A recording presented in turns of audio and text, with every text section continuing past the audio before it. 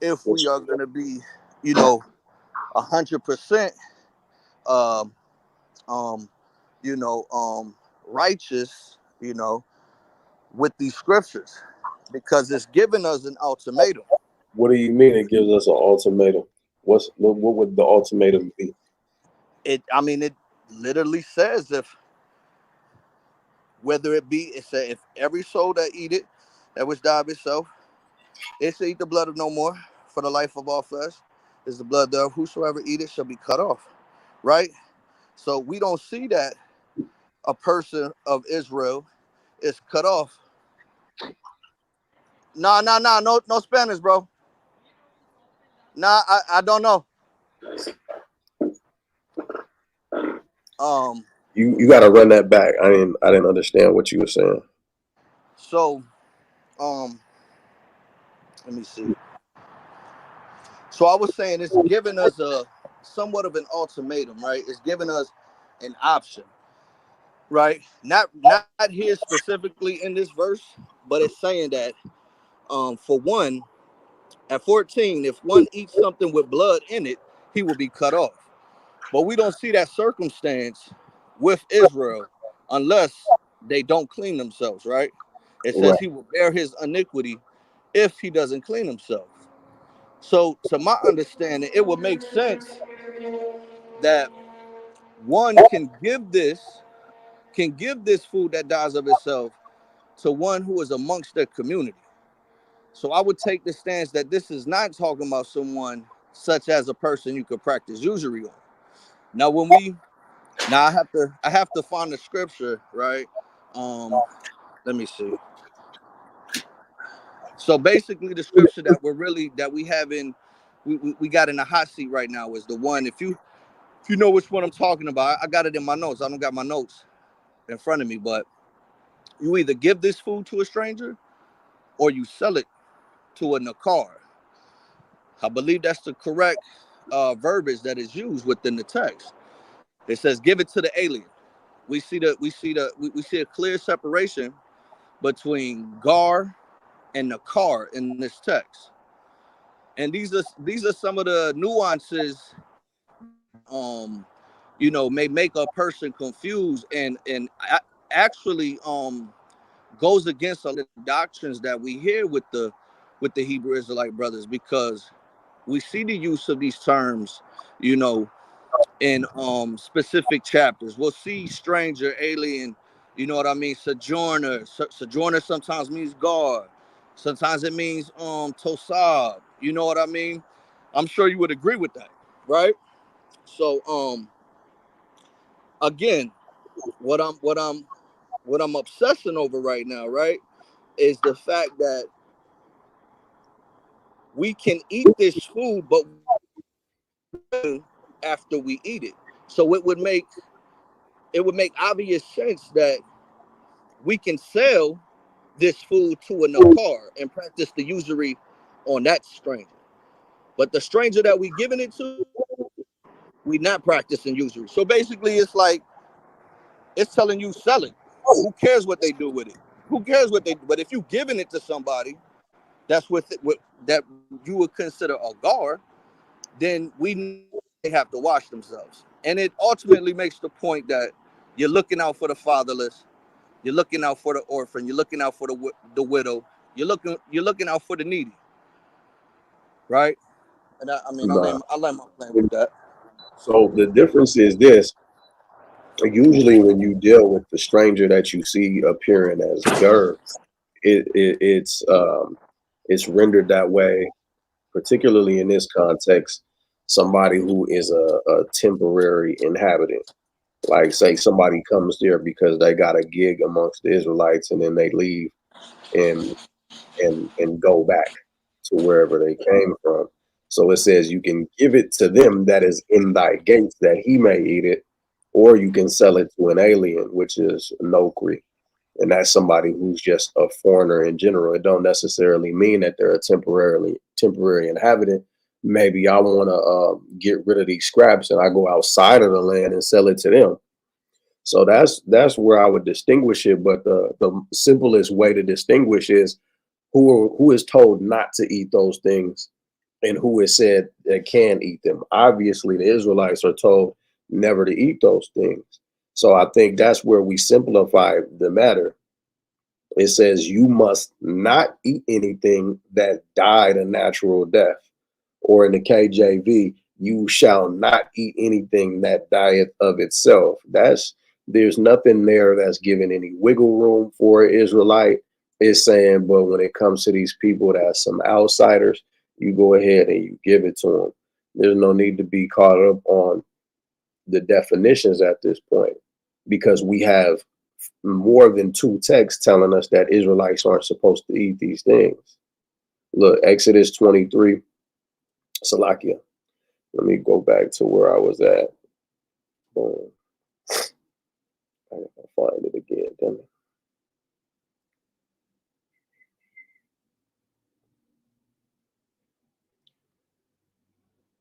Exodus 22 it is.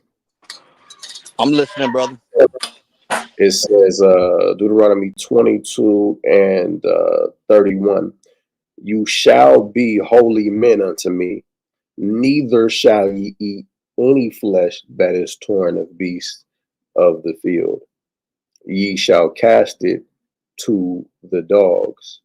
This is clearly talking to the children of Israel. So the way that we complicate things is by looking at definitions and thinking maybe there's a way that we squeeze some type of Israelite in here. Like, just because an Israelite is described as a stranger in some cases, the way that we eliminate the possibility of it saying it might be okay for Israelite to eat it is just by looking at Israelites in general are told never to eat those things. And though we're given judgments and processes in which we can cleanse ourselves for the sake of ceremony, that doesn't mean that it's okay. You know, like I'm supposed to wash myself after I lay with my wife, or I'm unclean to go in the temple. There's no way around that. Here it just says, you shall not eat of this type of food. And then later we see that there's a way to cleanse ourselves afterwards. But what we got to understand is that modern day, we got Hamashiach who done came and told us to live through the spirit. So what am I supposed to do? Am I supposed to say, because the letter of the law says that as long as I clean myself, it's okay to eat whatever I want? Nah, because what we're supposed to do is live according to the spirit. Nobody's watching me to judge me. I'm supposed to judge myself, knowing that the Most High is watching and he's going to hold me accountable if I'm not responsible. So now that that's on the table, what other potentiality is there for equality between Israelites and heathen? Because I Well, kind of understand the well, course. well. Before we move on, brother, we still have to um, clarify exactly why it is making the point. Now, I heard you said something to the effect that we have a cleansing process, such as when when a woman is on her menstrual, right, or when two a man and a woman lay with each other, they have to do a cleansing, right? We see the same. We see this cleansing with when a woman has a child, right? So you would say these cleansing tradition, not tradition, but customs is synonymous with the cleansing of eating food that dies of yourself. Is that where you would? Is that your position? I'm saying that law is law, right? And what the scripture doesn't say is that a man can't lay with his woman. It says that you're supposed to lay with your woman. You're supposed to be fruitful and multiply. There's no confusion there. But we also see that you can't go into the temple without washing your ass first, right? And we see that you're going to be unclean until even anyway, right? With this, it's not saying it's okay as long as you wash your flesh, because we're told just not to do it. And then later we're given provision as to how to handle the situation if we do it. And it's regarded as sin nonetheless. That's what I'm saying. Mm-hmm. But then there's people who could do it and they don't gotta wash themselves. Mm-hmm. Nothing. They could just eat of it because they're strangers. But what I was saying is I don't understand the correlation between this in general and the topic of the Gentiles. Like, Well, I would make the point that if what I'm saying is correct, then we have a huge issue with the doctrine, right? Because now that changes everything. Because What is if we going by the context of how I'm deciphering the text, then it would let us know that the gar is someone that is amongst you. And we would see that there's a separation between gar and Nakar, to where Nakar, matter of fact, let's go to the verse. Because I got my notes in front of me right now.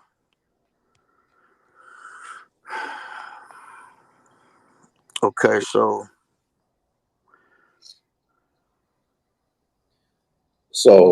when we talk about the word gar, we just talked about Leviticus 17, where in that context, it's mostly talking about a temporary resident, somebody who's living amongst the Israelites that is a stranger who is not from Israel.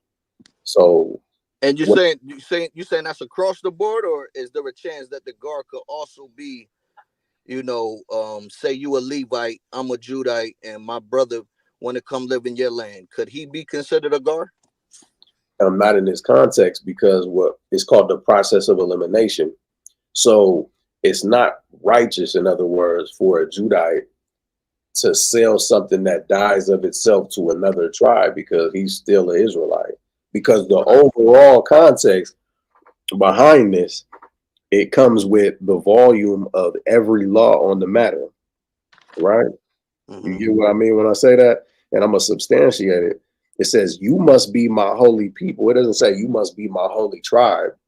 It says, therefore, do not eat any animal that have been torn up or dieth of itself or whatever.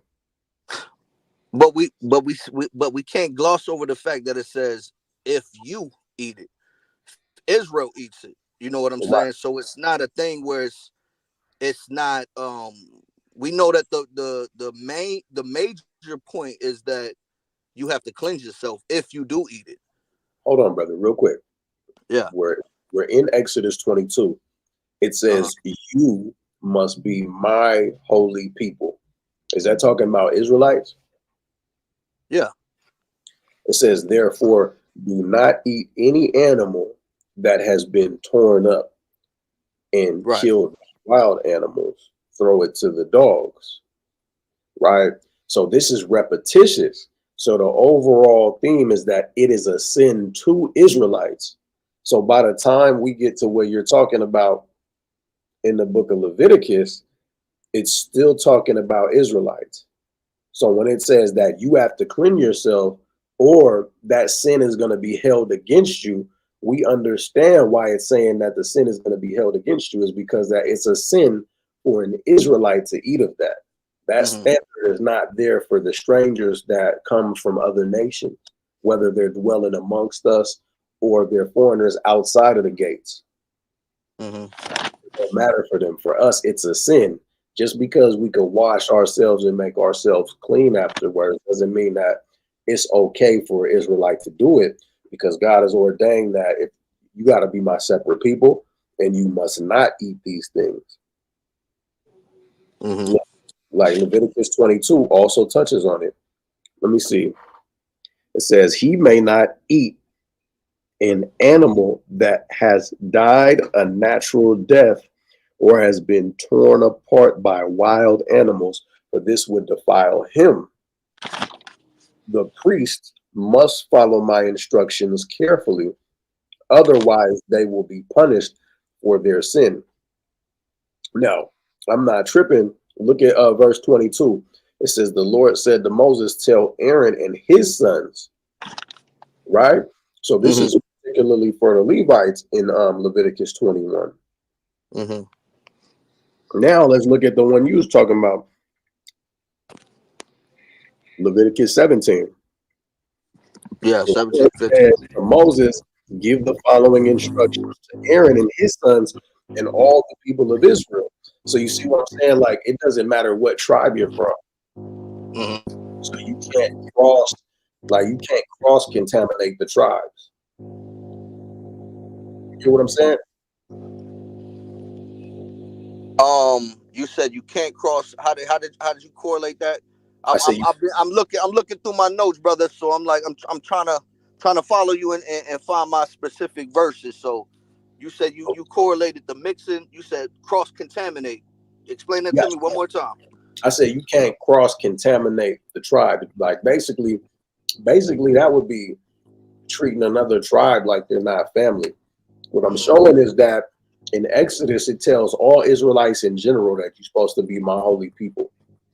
In Leviticus 22, it's talking just to the Levites and says they're not supposed to basically take sacrifices of those things and then eat of them.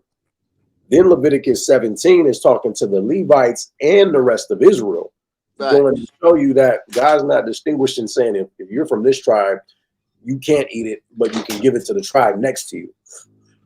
There's a Well, cross contamination that would come into play, and that would be off as well.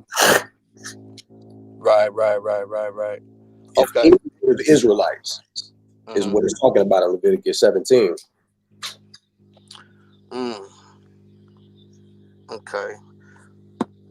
All right. Let's go to Leviticus 11 and 40.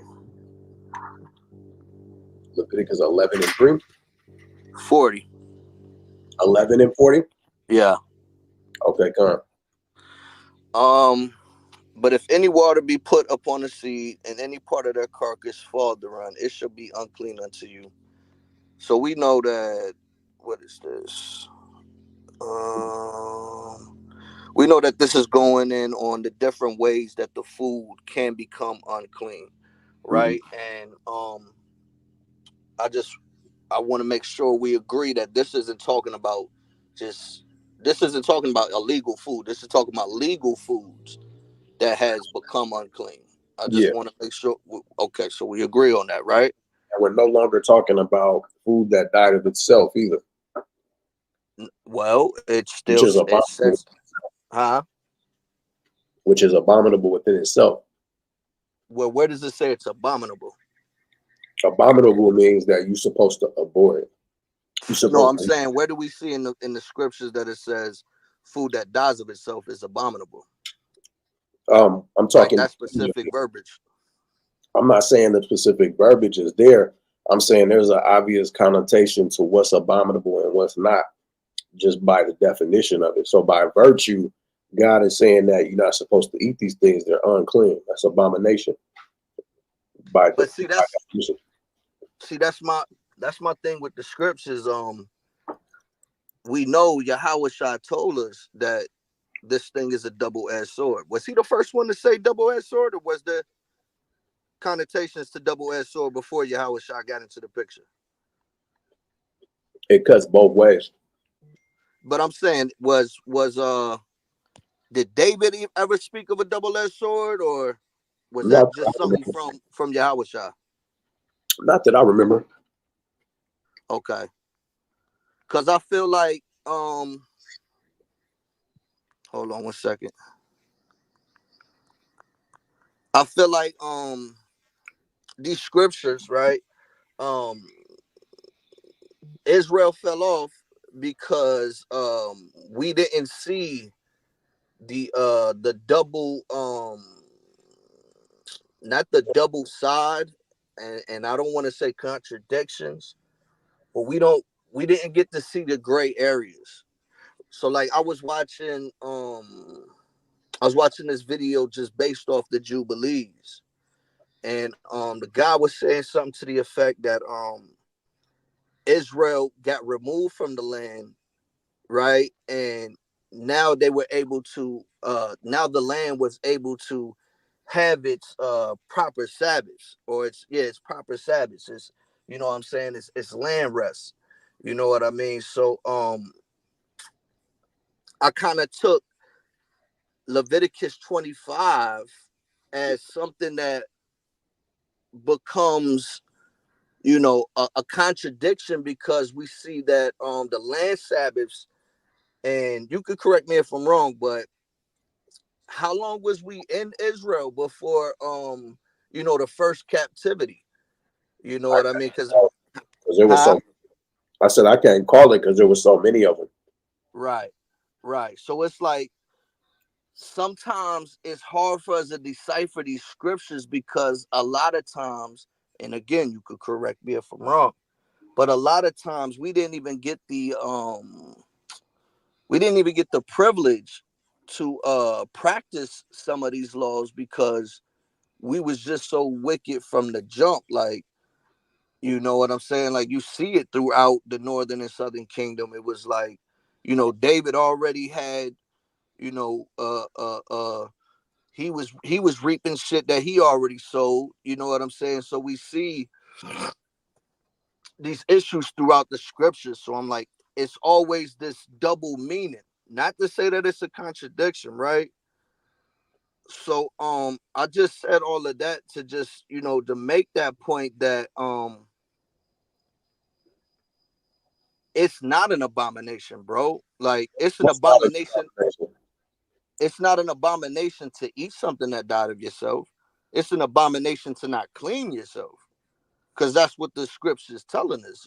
You feel me? Like, that's where I would stand like firmly on the square on that one, because it's like, unless you could tell me or show me where it say, yo, if you eat this, you cut off. But the text is literally telling us, yo, if you don't clean yourself, then you're gonna have to face some type of stipulation, right? Because it don't say you cut off. It say you cut off if you eat the blood, for sure. But nowhere in the text does it say you cut off from the congregation. Like, so to go to 11:40, it say, he that eat of the carcass of it shall wash his clothes and be unclean until the even.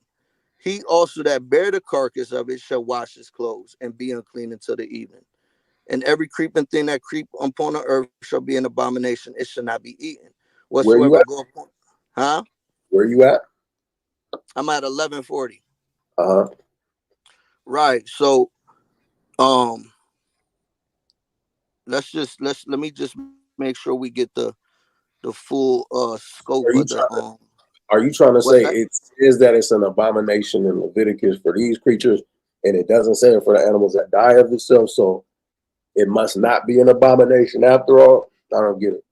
No. I'm saying it's an abomination if we don't clean ourselves, About the you right? talking about the things that die of itself, right? Exactly.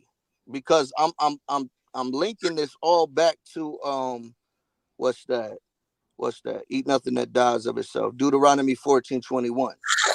I'm focused on the fact that Gar, and you said that you agreed that the Gar is someone, or you made the point. I don't know if we agree on what Gar is, because it's a lot that's on the table when it comes to Gar. So I Gar would, means huh? temporary. Say Gar means temporary resident. But then there's other situations where the Gar would actually mean an Israelite, though, right? Israelite could be a temporary resident in somebody's land. Okay. Because every tribe has their own land allotment. hmm For sure. And that's why I would go back to Leviticus 25 to make the point that um a stranger was not to have, or a heathen who was bought and circumcised was never to have usury practiced on him, because his lot would be within the household that he is bought from. Where does it So say we that? was, huh? Where does it say that? um we could get there, but before we do that, right? Before we do that, right? um I want to make the point that, so check this one out, bro. This one is cold. This one is cold, man. Right? So Leviticus 27:11. Before we get to the Leviticus 25, I just want to make a clear get everything under the scope, right? So 27:11. And if it be any unclean beast, matter of fact, let's do 27 and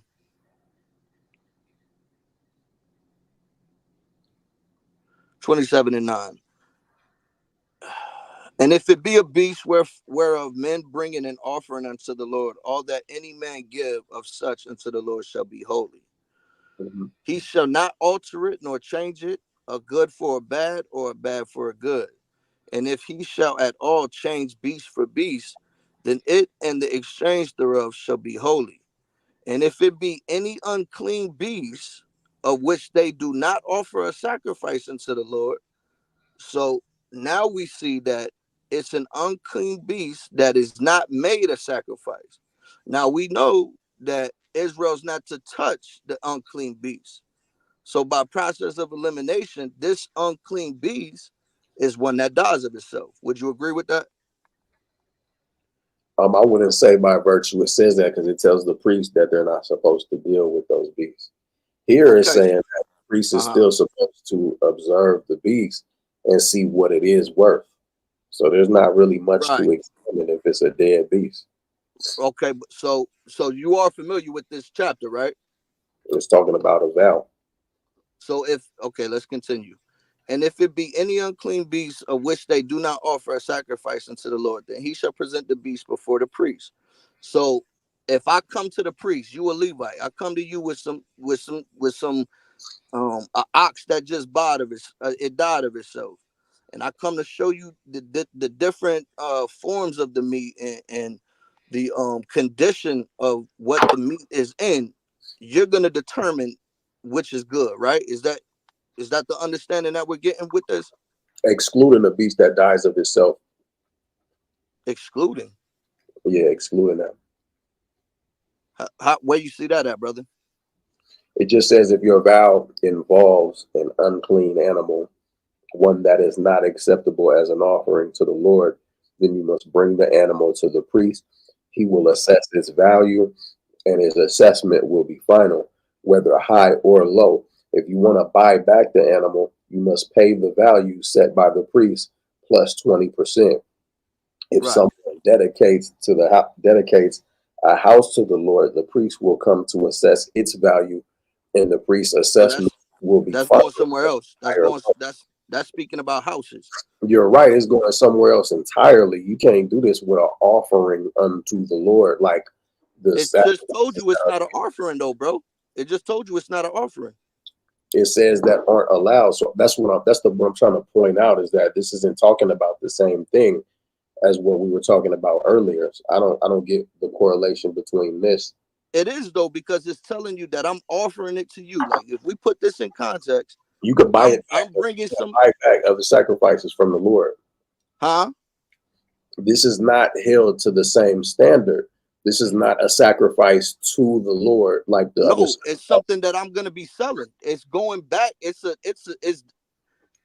what it sounds to me is it's going right back to Deuteronomy 14:21. This is how we are supposed to evaluate the meat that we are going to sell to the Nakar and the meat that we are going to give to the guard.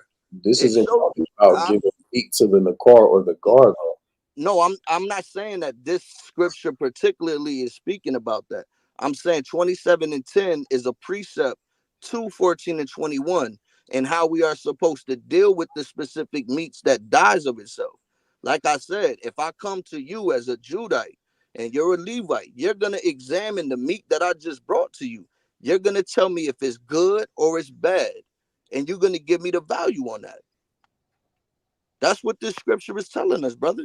It's It's not telling what you it's telling us. It's talking about it say the priest. he should. So what? Wait, hold on. What? Which? Because I'm in the KJV. You're in the. Which one are you in? This is talking about the priest evaluating. So this isn't talking about intertribal exchanges.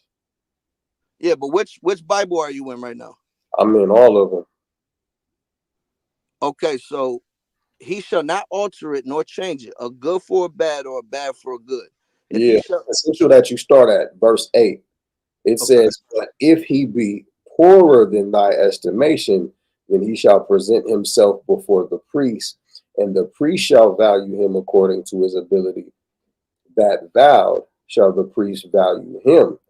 If it be a beast whereof men bring an offering unto the Lord, all that any man giveth such unto the Lord shall be holy.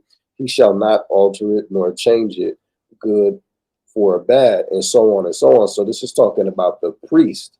Verse 12 even echoes it. It says, and the priest shall value it. So this isn't talking about men of different tribes dealing with each other, evaluating meats.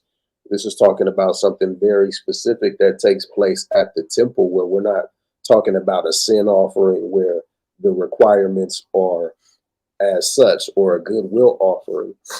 This is talking Oh, about okay. something practical where these beasts are used. Like a pig still has value, you know what I'm saying, except outside for food. But then when you get into a beast that's died of itself, what value does it have but to be sold? So What, if we hold can, on, brother. Hold on. You just said a pig has value. yeah, we used to use them for trash. You know that we used to dispose of our things and feed them to the pigs. Pigs were important for agriculture. Yeah, but where do we see that we allowed to touch it though? You're not supposed to touch the carcass of a pig. That's a dead body. But where does it say we could touch a pig? You can touch a pig. But where does it say that? Look, I'm going to show you where it says we can't touch a pig, and it says the carcass. So Deuteronomy 14:8, the swine, because it divideth the hoof, yet cheweth not the cud, it is unclean to you. You shall not eat of their flesh, nor touch their dead carcass. Mm-hmm. So that's the only place where we're told not to touch it, and we're told not to touch its dead body. Okay, I know that, brother. But where it say we Oh, allowed to good. touch it? Oh, You good. got to show me. You got to show me where it say, or show me an example of Israel touching a pig in general. Why do I have to do that? Because that's we got to use precepts to prove our doctrines. I mean, brother, what does this have to do with the overall subject? I'm just showing you that what you just said wasn't true. Because I mean, we obviously we disagree on the way that we exegesis the scripture and how these things apply with logic and context. Because if you're telling me that the priests are examining the certain food, it it would be obvious that he's examining this for anyone that brings it to him so that we can now sell it or give it, right? Right. You're losing me. I'm not gonna lie. I'm kind of just trying to listen so I can see if I can catch what I've been missing. Like He I shall don't not understand. alter it nor change it. And if it be a beast, wherefore men bring an offering unto the Lord, all that any man give of such unto the Lord shall be holy. Right? Anything that you give to the Lord should be holy. He shall not alter it nor change it, a good for a bad or a bad for a good. So he's offering something to the Lord, right? And if he shall at all change beast for beast, then it and the exchange thereof shall be holy. And if it be any unclean beast of which they do not offer a sacrifice unto the Lord, then he shall present the beast before the priest. And the priest shall value it, whether it be good or bad, as thou value it. Who art the priest, so shall it be. But if he will at all redeem it, then he shall add a fifth part thereof unto thy estimation. So if this is talking about um the brother that is giving it to the Levite, he is to redeem it. If he is to redeem it, he shall add a fifth part unto the estimation, right? Or is that the Levite that's saying he's gonna tax him even more for the estimation? Read it Either again. either either or we see that there's an exchange going on, regardless if it's the Levite giving them the estimation or the regardless, right? So, and when a man shall sanctify his house to be holy unto you the Lord, then the priest shall estimate it whether it be good or bad, right? So we just seeing it's going into the different ways that the priests are to examine, if things are clean or good, and if you can sell it or not. Mhm. That's, I mean, right? No, am I tripping? It's talking about exchanging, but for what? To sell something, brother. And if he that sanctified, wait, and when a man shall sanctify his house to be holy unto the Lord, then the priest shall estimate it whether it be good or bad. So the priest, they literally, like, they the scientists, they the doctors, they the real estate agents, they handle everything when it comes to just exchanging, determining if something is clean. Would you agree with that? I would agree that they are the ones who are determined in this situation. They're the overall judges and the stewards over this matter. Right, right. So that's what it's showing us the examples of how the Levites will determine what is good or bad, and how much of a portion, right? Because it's telling you the estimation of what's good or bad, and you can exchange it, right? You're making an exchange. So I'm trying to make the point that the guard is someone who is amongst Israel, and you are supposed to give this food to the guard to either help him. But when it comes to the Nakar, we could practice usury on him. We could sell that to the Nakar. So Mhm. we're not supposed to practice usury on a guard We're not supposed to practice usury on an Israelite. Like, or someone don't who has been bought or circumcised. it don't say that because you could possess somebody who's been circumcised or bought forever, and you can't possess an Okay, Israelite. So watch this though. at the end of the day, Yeah, that's why I asked you. That's why I asked you what the correlation was yeah, between the point you're trying to make and with yeah, your overall view, because I don't understand what you're trying to say entirely. When we originally talked, it was with regards to the Gentiles and yeah. really whether or not they were equal, whether they would get salvation. So Uh all huh. this is doing is raising points of contention. And while Hmm. the points we could discuss and I could give you edification on them, it's still not getting at the point because there's no way around the fact that you could possess a heathen forever and not an Israelite. You know what I'm saying? Like Yeah, even yeah, if yeah, yeah. No, I agree. I agree. okay, I I wanted. just don't understand what's supposed to be happening here. Yeah, yeah, yeah. Nah, I just wanted to get to a place real quick to see if we can agree on certain things. I wanted to, yeah, just weigh some things out real quick. Now, now when we get to the context of the Gentiles, aka heathens, aka the strangers, right? Or even aka a bed, right? And we also know that Israel could be considered a bed, right, in the Hebrew. But we see that word bondservant is applied in the Hebrew as a bed, right? Let me ask you this. If I buy a stranger, right? And this is what it's telling us Leviticus 25. If I buy a stranger, that's my stranger. That's my servant, right? You following me out, right? If you buy a servant, he's your servant. He's my servant, right? Yeah, he's your property. He my property, right? So Right, you don't have the rights to do whatever you want to my property, right? right. So then wouldn't that ultimately and emphatically mean that he is a part of my household? You can look at it as that. Then that kills that's let's like we can close the book. But I don't understand that. Can an Israelite be property? He's property to the most high. Okay, but he can't be property to another Israelite. Well, not in the sense of one possessing him forever. No, he can't be property ever to somebody else. So that's an Israelite. Well, when we go to Leviticus 25, we see that he has a contract that he must fulfill, But right? he's not property because it says that he specifically belongs to the Lord. But like now that But we're then you can now say that the we're same thing. I'm now that sorry. we're I'm sorry. venturing off, Go ahead. Brother. Go ahead. no, you good. But now that we're venturing off from Leviticus 27, which is talking about somebody making a vow in terms of something that they would give, and then coming in, and if they're choosing to exchange what they promised to give for something else because they don't have what they promised they was going to give, and the priest evaluating it to see what its value is and all of that. We're now looking at Leviticus 25 to do what?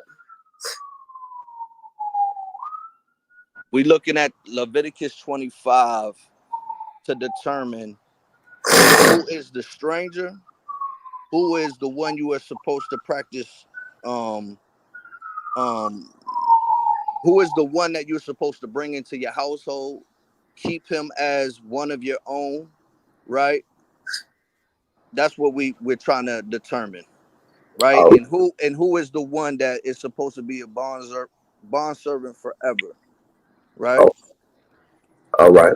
So Leviticus 25, starting at verse 39, says, if thy brother that dwelleth by thee be waxen poor, and be sold unto thee, thou shalt not compel him to serve as a bondservant. Right. This is important because this is as sticky as it's going to get with regards to the matter. There's indentured servitude, and you briefly touched on it. So Mm-hmm. there's a value that this person would get, and usually it's not sold for money right off. A lot of times, if somebody's poor, it's because they don't got the money, and what they want to do is contract out labor. Then there's situations where there could be an Israelite being fronted some money, and then that person would have to stay in that Israelite's custody until they're able to work up the value to get themselves out of that situation. Right. So it says, if thy brother that dwelleth by thee be waxen poor and be sold unto thee, thou shalt not compel him to serve as a bondservant, which is a slave. Right. And then here we go. It says, but as an hired servant and as a sojourner, he shall be with thee, and he shall serve thee unto the year of Jubilee. Then shall he depart from thee, both he and his children with him, and shall return unto his own family, and unto the possession of his fathers shall he return. Mm-hmm. They are my servants, which I brought forth out of the land of Egypt. They Mm-hmm. shall not be sold as bondmen. Thou Mm-hmm. shalt not rule over him with rigor, but shall fear the Lord thy God. Both thy bondmen and thy bondmaids, which thou shalt have, shall be of the heathen round about you. And that just is from the word goy. So the nations that are round about you. Of them shall ye buy bondmen and bondmaids.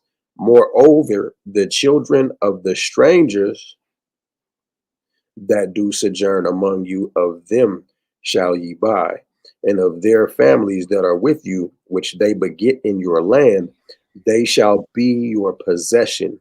Right. So So hold on. Let me ask you this: is there a difference between the bondman that we can buy and the stranger that we can buy, or is this a reiteration when we see the stranger you can buy from, and then we see at the top it say the bond, your bondman and your bondmaids are supposed to be from the heathen? Is this the same person?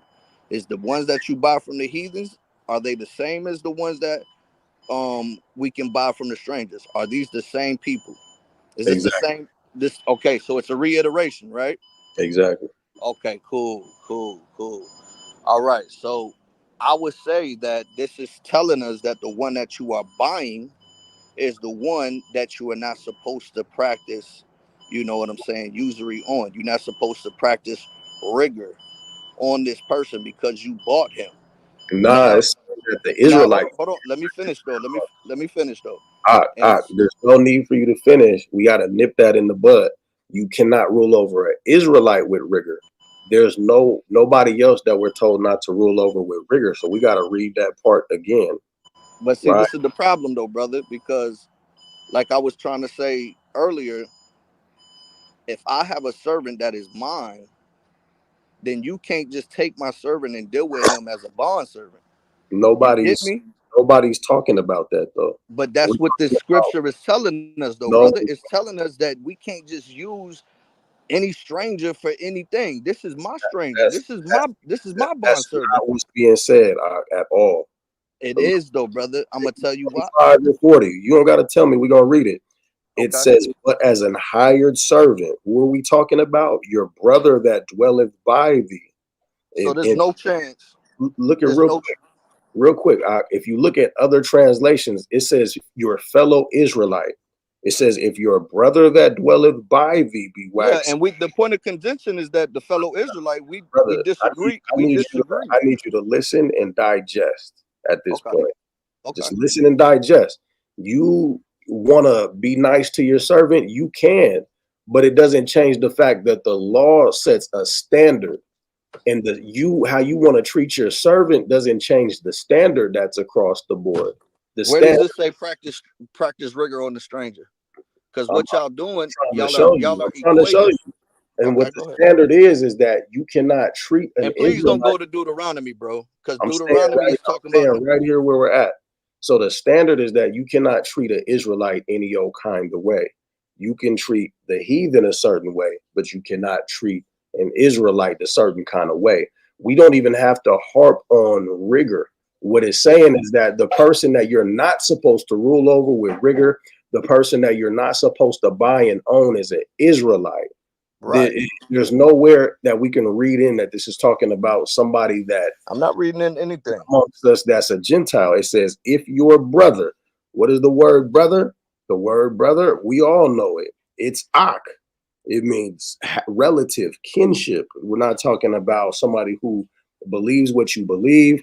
There's no obscurities there. It says, if your brother that dwelleth by thee waxes poor and be sold unto thee, thou shalt not compel him to serve as a Okay, bond watch this, servant. bro. Watch this, Bro, big bro. hold on Watch real this, quick. big bro. Listen to me. Hold Listen to me. on, because I If gotta. I'm your brother, You if just I'm got. your Don't use if I'm your brother right now. Just hold on. I said I need you to okay, listen and okay, digest. all right. I'm gonna have some decorum. I'm gonna fall back. I appreciate that very much. It says, thou shalt not compel him to serve as a bondservant. So that's where the focus should be. It's telling you not to use an Israelite as a bondservant, but as an hired servant. And as a sojourner, he shall be with you and shall serve unto the year of Jubilee. Then shall he depart from thee, both he and his children with them. Now, verse 42 says, for they are my servants. So it's not talking about anybody else. It says, for they are my servants, which I brought forth out of the land of Egypt. Whose For servants? sure, God. It for says, sure. they From shall out of not Egypt. hold as bondmen. Thou shalt not rule over him with rigor, but thou shalt fear thy God. So now it's talking about who you can sell it or buy as a bondman. Both thy bondman and thy bondmaids, which thou shalt have, shall be of the heathen that are round about you. If we don't complicate things, what we see is that heathen are bondmaids and bondmen, in other words, slaves, Israelites are not. They can be temporary indentured servants. So we don't need to go in there and make it any more complicated. There's But no more said about the matter. Do you how are agree they? with How are what they we said? temporary when you? How are they temporary when you own them for a possession, brother? I'm talking about the Israelites are temporary because it says that you hold them into the year of Jubilee. You know, you remember that we just read that the year of Right, says, but as a right. hired servant and as a sojourner, he shall be with thee and shall serve thee into the year of Jubilee. So this is Right. who is temporary. The Okay. bondman or the bondwoman, you own them forever. So I'm saying the text says that you own a heathen forever. You do not own an Israelite, Okay. right? Okay. We agree with that. Do uh, we agree with at, that or not? at, say the question again. It says that an Israelite is temporarily a servant through indentured servitude, essentially.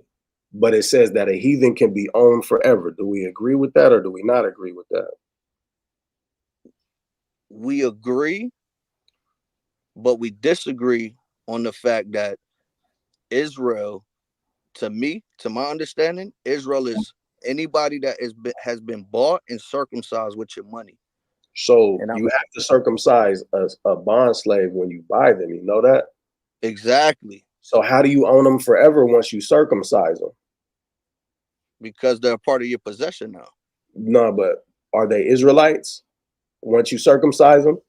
All right, look, brother. Let me Yes or let me no? do my Yes or because no? you got it. You but the thing I need, is, I need it on the record. I'm gonna give you your answer. I'm gonna give you your answer. All right. But you can't control the entire narrative. You got to let me drop my exegesis as well. I just want to understand you because when you were allowed to just say what you were saying, I did not understand you, and so you can't And say that's fine. you can't say I don't let you, and you can't say I'm controlling the narrative. I have to take some control at this point because what you're saying is losing me. And so That's I'm trying fine. to make sure we agree by looking at simple points. The text says you cannot own an Israelite, but you can own a bondservant. You're saying we don't agree in this way, where once you circumcise somebody, they become an Israelite. I do not agree with They, that.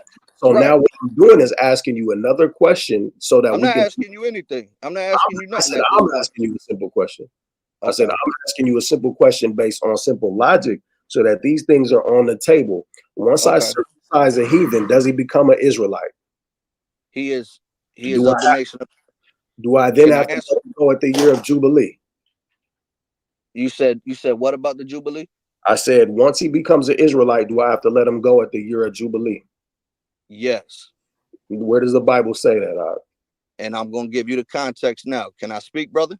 Show me, if you could show me in Leviticus 25. If not, let me know first and foremost, because I Yes, want I to can read show you. this in Leviticus 25. You're going to show me. Yes. All right.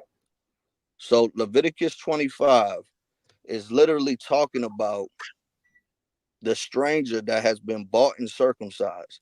This is why when it goes to the bondservant, it is reiterating itself. And this is why we have so many issues with this particular chapter with everybody, the Christians, the Israelites, everybody, the atheists. Nobody can agree on this Leviticus 25. Can you agree with that? That we Nah, I get don't agree with that. There's 144,000 men that will agree with this. okay, for sure, for sure. I'll take that. I'll take that.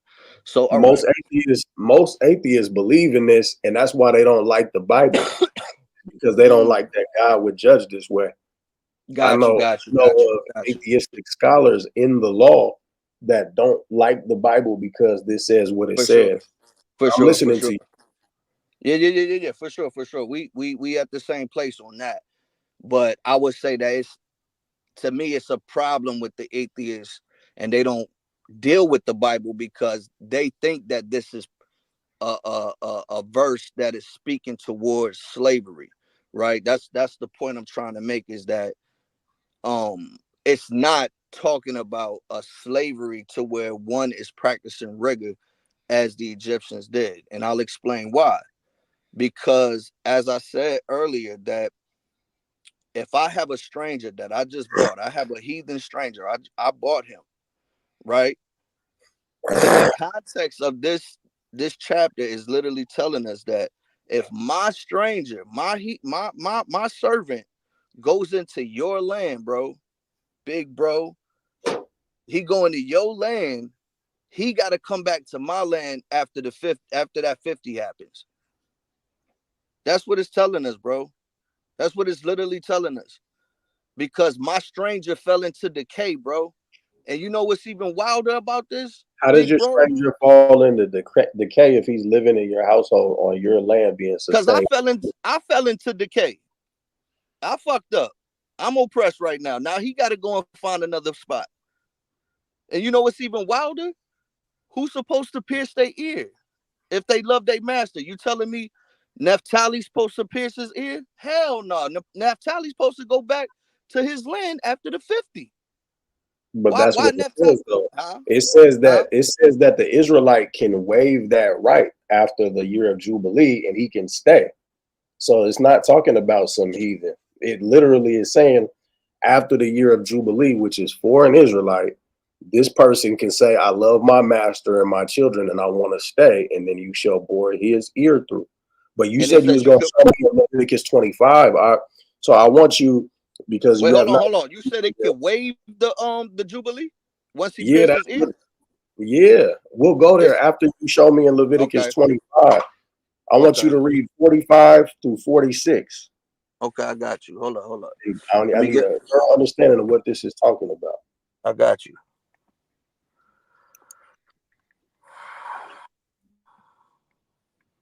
Let me get. I got the iPad right now. Hold up.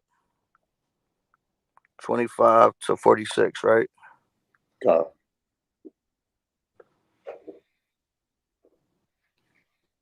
Hold up. Give it a little. Give me a little second, man. you Showing good. what. All right. I'm right there. Hold up. Right there. So okay, let's do. You said all right.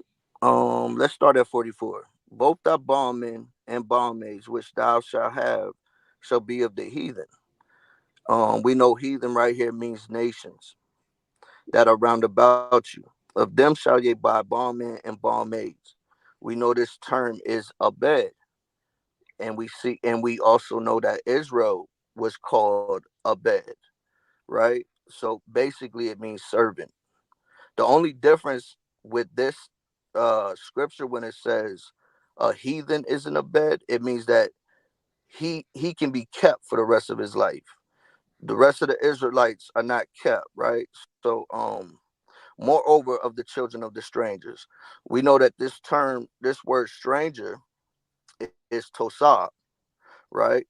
That do sojourn among you. Of them shall ye buy, and of their families that are with you, which they begat in your land, and they shall be your possession. So we know that once you buy this person, they are a part of your possession. They are a part of your inheritance.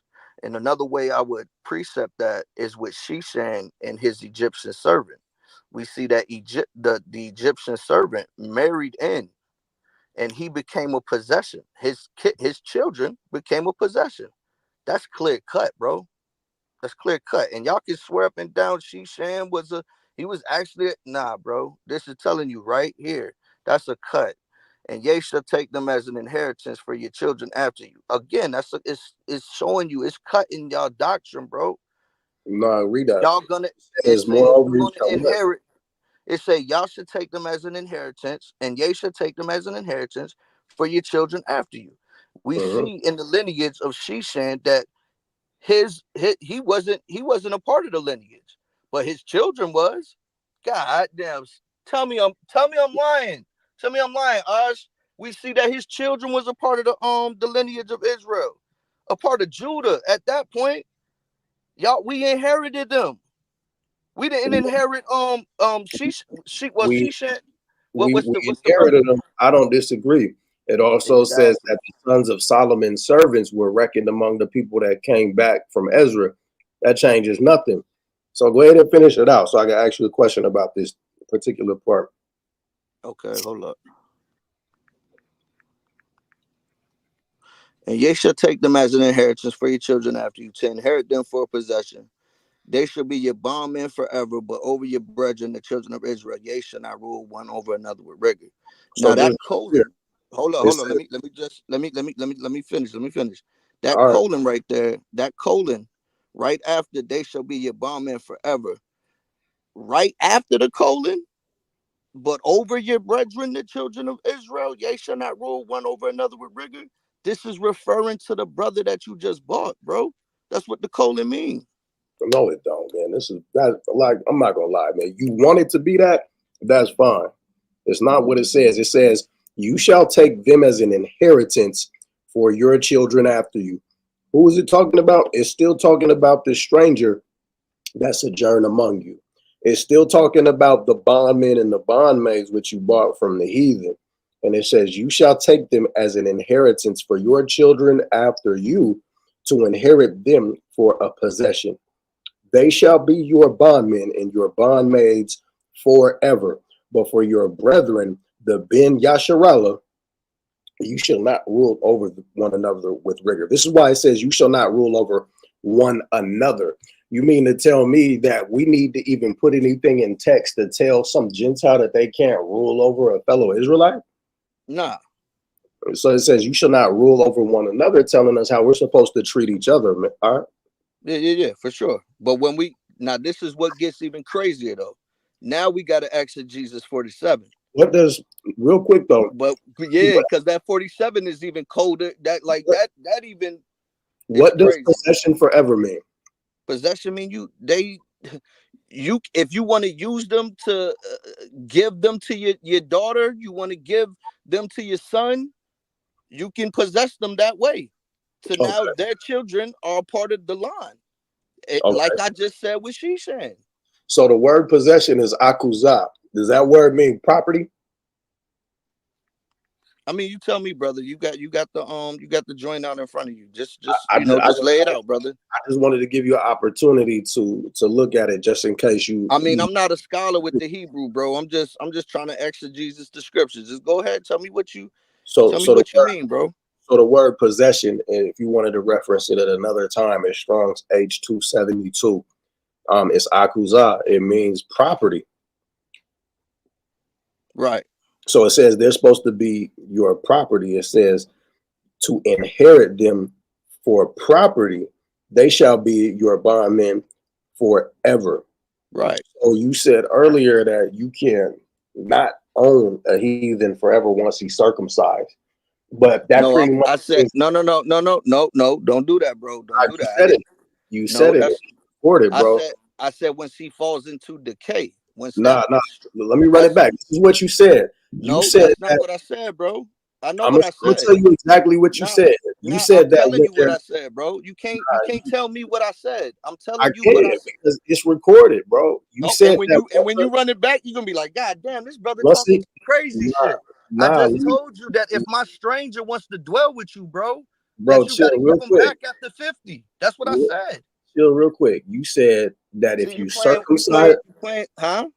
tell me if I'm wrong. You said that if you circumcise a Gentile, they become an Israelite, I right? said they are in citizenship, and now he is my possession. You didn't That's what say I said. citizenship. You said they become I'm Israelite. telling you right now, bro. That's my point.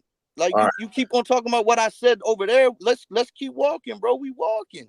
I mean, we can't walk based off of us not remembering what each other said. Like I don't do this not remembering what people said and then respond to them based off of no understanding of what they said, Brother, which is you why I glossed was over the fact that I brought up Shishan and how we possessed his children. Like because you can't even because tell me if you we're agree not on that. moving past Leviticus 25. That's why we can address anything else after we deal with this. I specifically said I wanted you to break this part down because of a contradiction. And it wasn't necessarily that you double talked yourself, but you had an ideology, which is that once you circumcise a Gentile, they're considered a brother or an Israelite. And Okay, so I do I asked need a you, precept for that? Do I so need a then I precept? asked you, so then I asked you, can you possess a heathen forever? And then Right. you said if they're circumcised, they become an Israelite. I said, can you possess an Israelite forever? We came to the conclusion that basically you're standing on that if a heathen is circumcised, Oh, I an see what Israelite. you're doing. So I I see what said, so I said, you're do I have to then let the heathen go at the time of Jubilee then? doing. Uh-huh.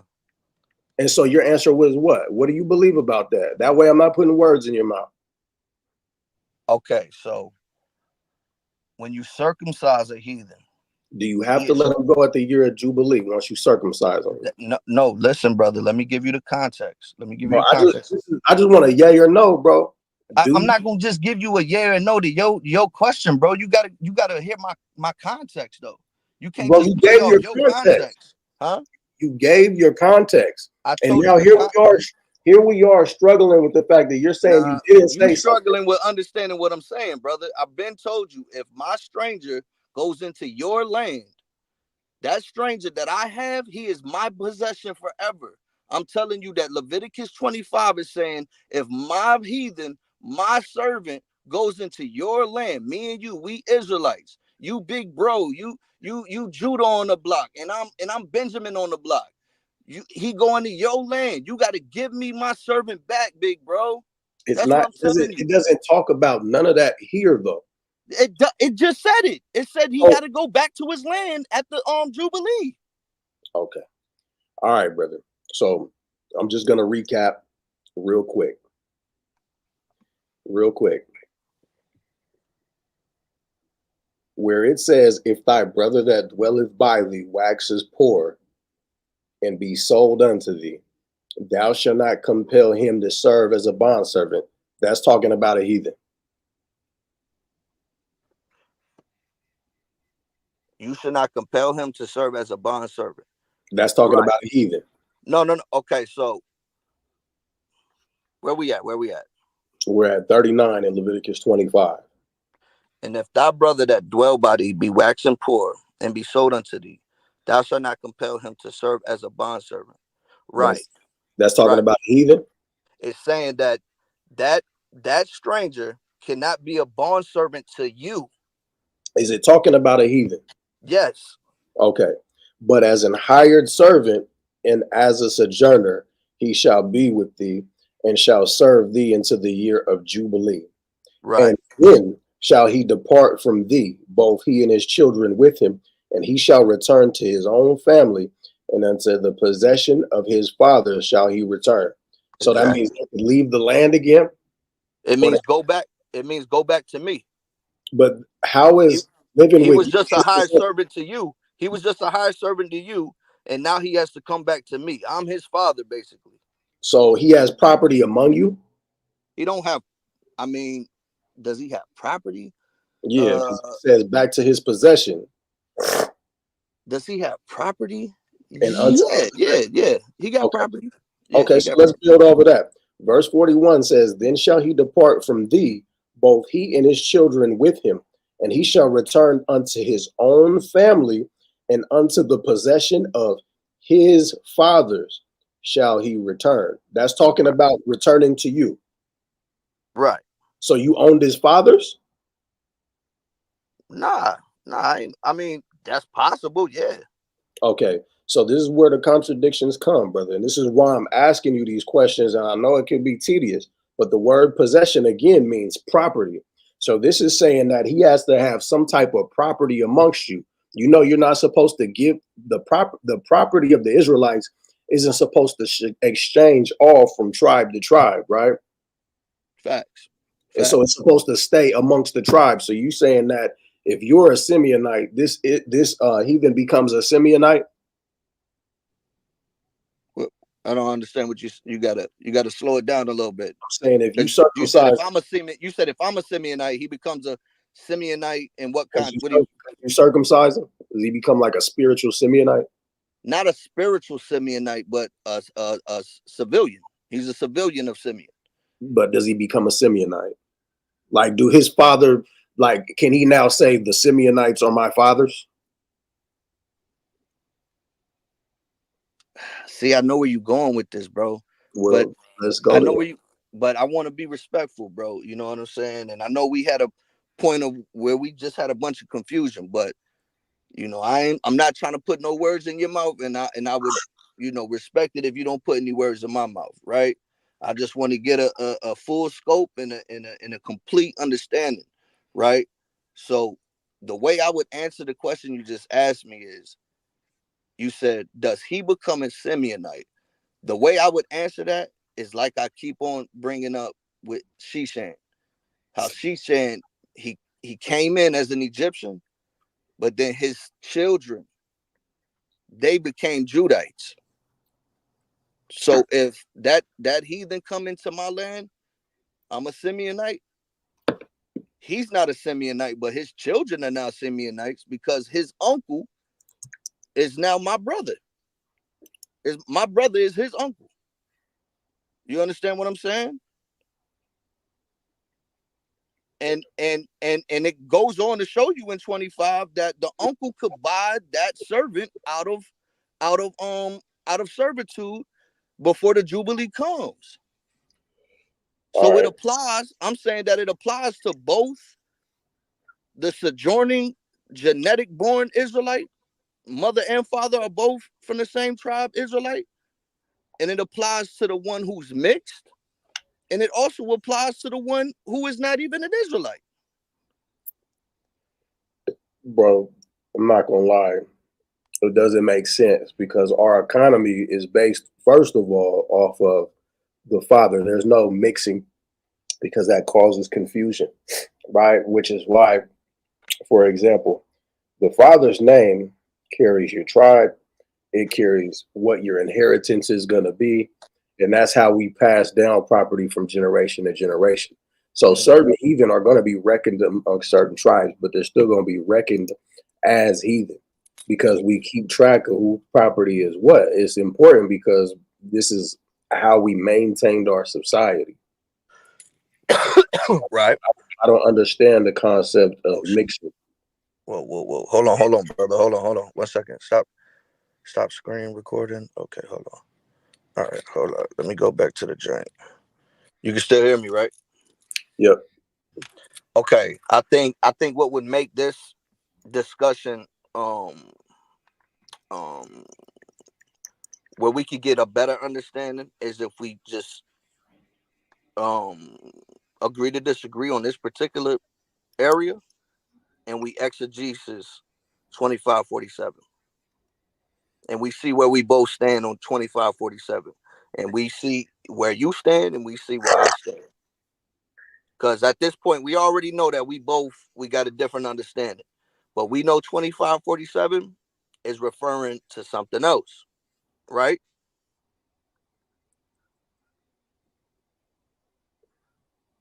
So you want to move on to 47 now? For sure, for sure, The redemption of servants. for sure. So buying servants back.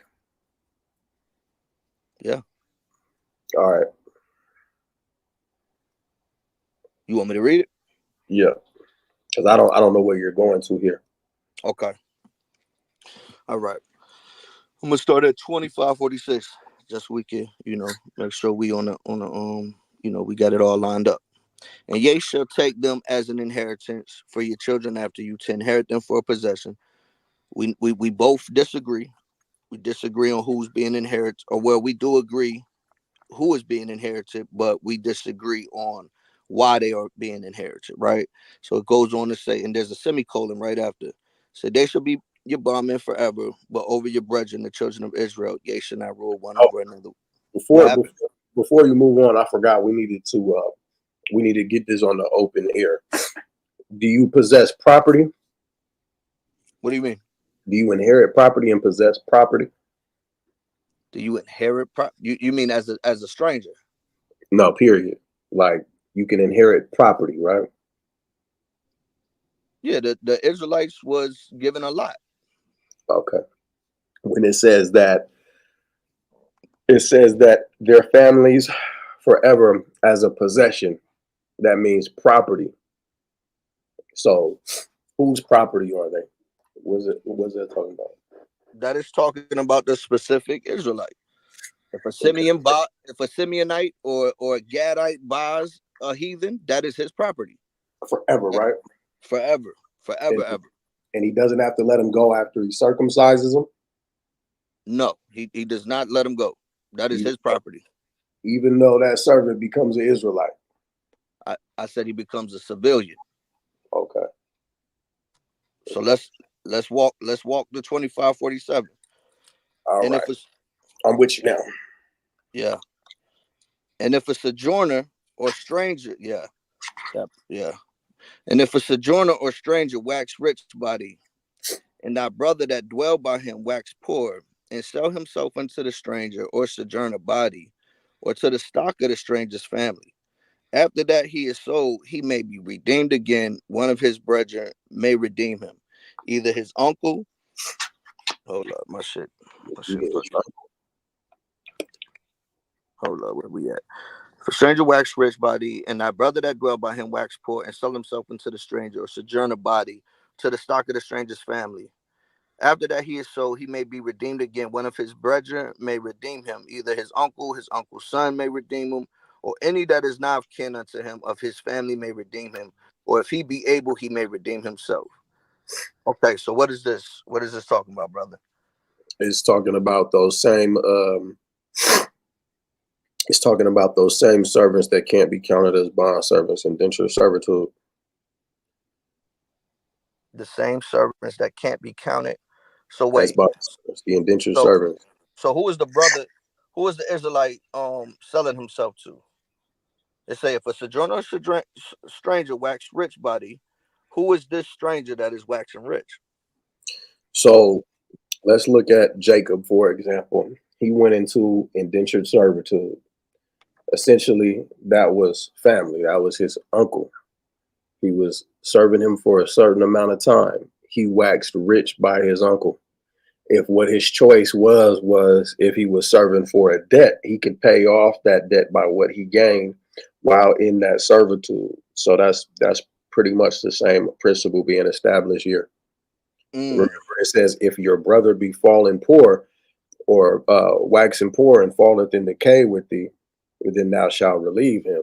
So the whole way that indentured servitude works is you rack up a certain amount of value. You could be paid directly, or the master could receive of that principal balance and then let you go. It's on the accord that was struck in the beginning. So it's just following up on that now, that say, for example, the family that had to let you go work, say they come up and they're like, you know, we can get you up out of that. That's what it's talking about. Okay. So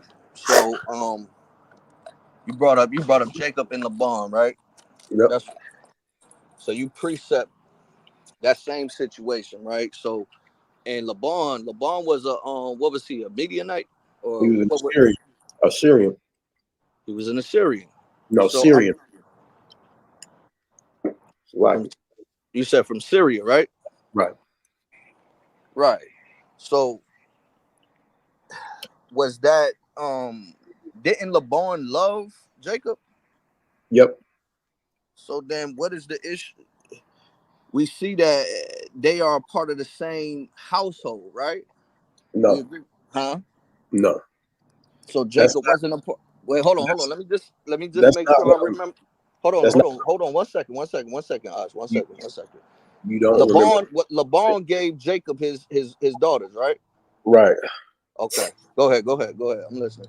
So they're not a part of the same household because Jacob's father was not Laban's relative. His mom's relative was Laban. So the only thing I'm establishing is that that's the similar type of servitude, For sure. indentured servitude. It's not Okay. a it's not a demand globally that if you serve somebody, you have to be an indentured servitude if it's your own brother, or even more so that you have to be a bondman if you're serving somebody who, say, for example, is Chinese. I'm just giving you an example of what indentured servitude looks like by practical means, just by looking at Jacob and Laban's situation. That's all I'm saying. And so, with that indentured servitude, he gained wages as well as the goal that he set out to meet, which was to marry his daughter. Okay. So would you agree that we as Israelites are not supposed to put a stranger above us? Right. So how does that apply with this text? If how does that make sense if this is someone that is not of the household? What are you talking about? You talking about 47 still? Yeah, 47. I didn't say that it's not somebody of the household. I'm saying it's an Israelite. And I'm saying it's the same context of the person that we read about earlier, reading in verse 39, where it's talking about indentured servitude there, your brother. So it's talking about a brother. Remember, Leviticus 25 and 39. And if your brother that dwelleth by thee be waxen poor and be sold unto thee, thou shalt not compel him to serve as a slave. Right. Right? Skipping down to verse 47, it's talking about the same brother because it says you're supposed to deal with him as a sojourner.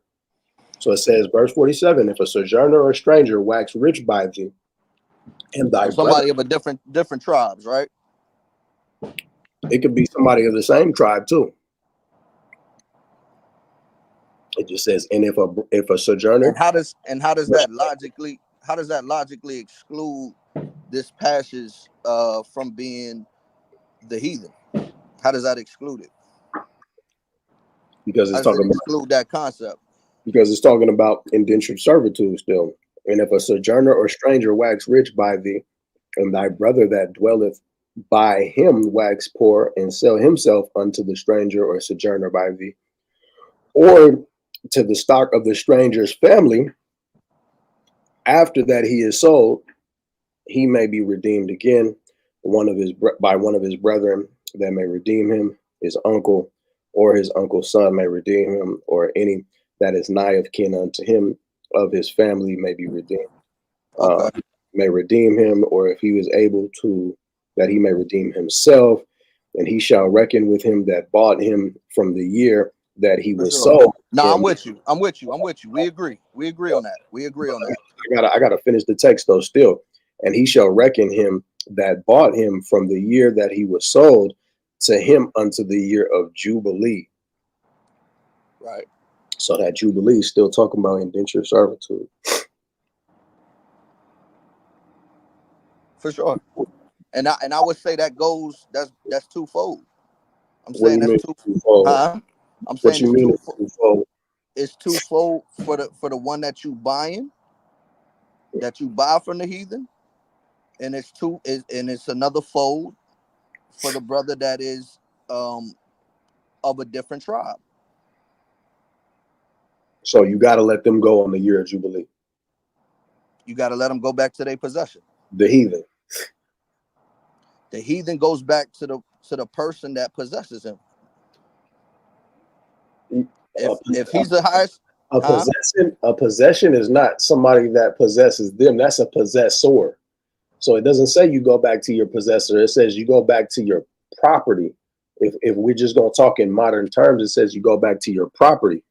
No, Property it says doesn't. possession. It says go back to the possession, and it says go back to your family. That's why I said in modern terms it says property.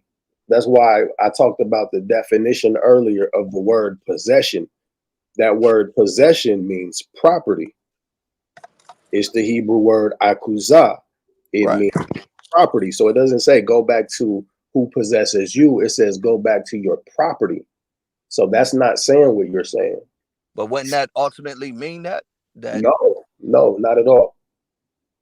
It means you go back to your property, which means he would have to have a land inheritance, a property amongst the children of Israel. The whole purpose of it is if, say, for example, he can't pay his wages, then it's levied. It's levied until he can do some work substantial enough to make up the debt that's been incurred and apply it towards that debt once it's been worked off, whether it be a front of the money or it be the person he's working for giving him some work for his servitude so he can get back paid off, or a family member coming, or the year of Jubilee. But it's not talking about them going back to their Hey, are you master. getting Are you getting any feedback? It do sound different, like you distant or something like that, like it's on speakerphone and the phone far away. Okay, hold on. Now it sounds, now it sounds, all right. Continue, brother. now that was pretty much it.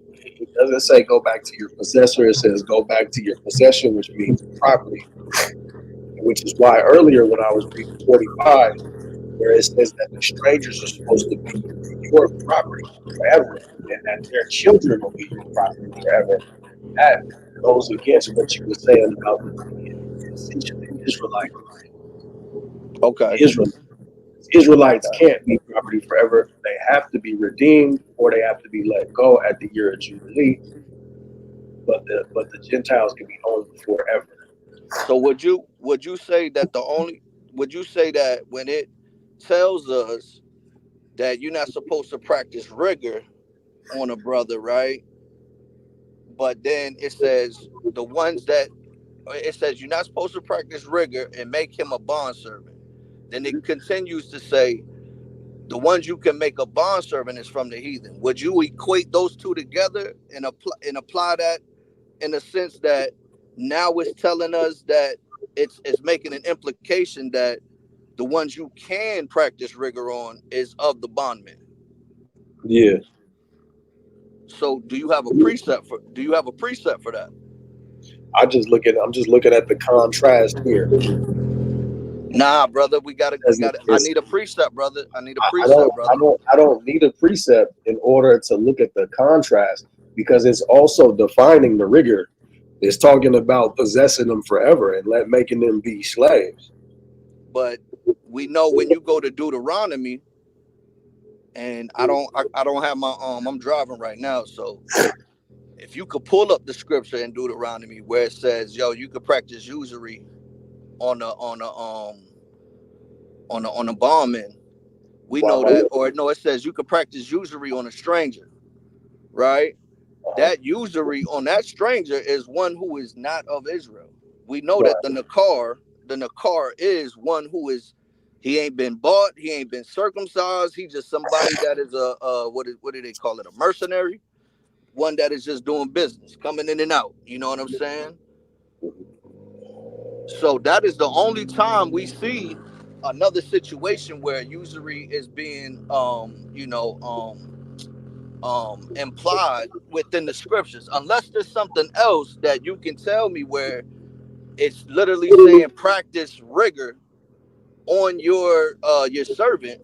Then I don't see how that holds any water, that the bond servant that you bought is one that you could practice usury on, brother. And another point to make too is, if it's telling you to look out for the fatherless, how does that go into the logic of what you guys teach, to where one is an Israelite through his father's lineage? So if it's telling you to look out for the fatherless, this person can't be an Israelite, or is he an Israelite? That's not talking about women who just finger bang babies into their womb. That's talking about brothers whose fathers may have died, whether But in you, uh-huh. battle or disease. So it's not a contradiction. It just means if they don't got a dad to watch over them, you watch over them. But fatherless would literally mean that they don't have no recollection. No, it don't mean that. It just means they don't have a dad. Well, see, now we speculating, because neither one of us have a precept to back either one of our points. Brother, how does somebody become fatherless? They could be an orphan. Okay. How, and the orphan can happen many ways, right? For sure. Usually when a baby is born in the land, it's reckoned right then and there whose daddy is. But let's just say, That's just not for example, that's like not normal, bro. Come on. just for what's not normal. A lot of the times they don't know who their father or their mother is, man. You're saying a lot of times they don't. I'm talking about Israelite tradition. We recorded this stuff diligently because everything depended on it. So we would document who the father is. I'm saying, just say, for example, we're talking about those brothers who said they was from the tribe of Reuben. They simply wasn't the tribe You breaking up, bro. You breaking up. You kind of dropped out. of. Okay. So looking at the word fatherless, we'll just simplify it. I'm listening. The word yatum, orphan, right? You said they can be an orphan. What I said is being orphaned can happen many ways. Nonetheless, you have to have a dad. And what would happen is we would document very diligently whose child who was. Records usually would have to be lost, like burned or something like that, destroyed, in order for us to not know who somebody's dad was, or whether or not they were Israel.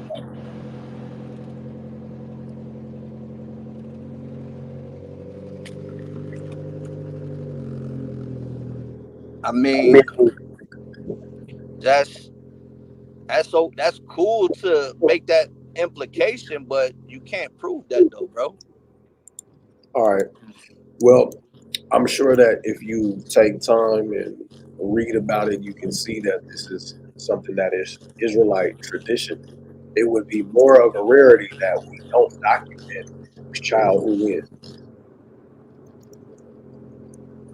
That's I mean, perfectly fine. I would love to hear a scripture to back that claim, but like I said, you can't just say, oh, because I don't know what you're talking about, doesn't mean that what you're saying is true. We having a discussion, brother. Like, where's the scriptures at? Like, you telling me to go back and do some research. We talking right now, big bro. I said you basically what I'm saying is that you could even look extra biblically and you can see that that's how these reckonings are Okay, but show me though. done. All right. Because for you to just tell me that don't mean that you right. Let's see.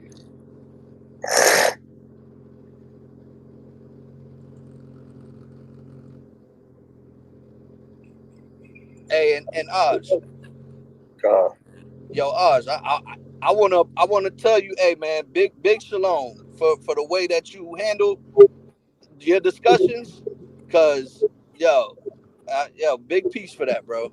Cause I seen the way how you was talking to vocab, and he just jumped out the window, and I could see there's a consistent spirit that you got on you, brother. So again, I appreciate you, man. Double honors to you, brother. I appreciate that. Shalom to you as well. Shit.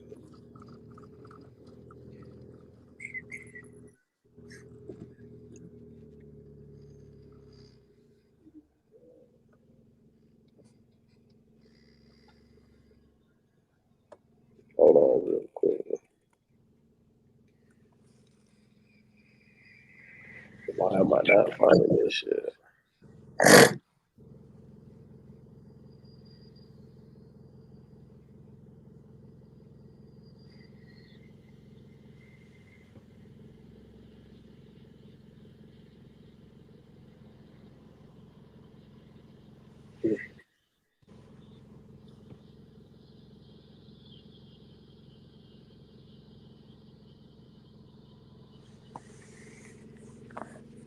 This is crazy.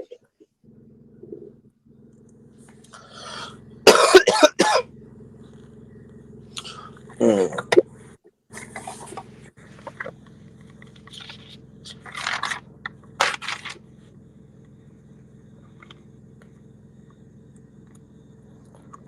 Let me see if I can find this scripture.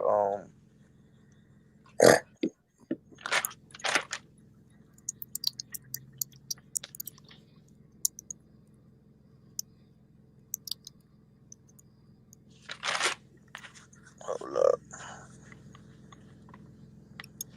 Okay, so Ezra chapter 2 is what I'm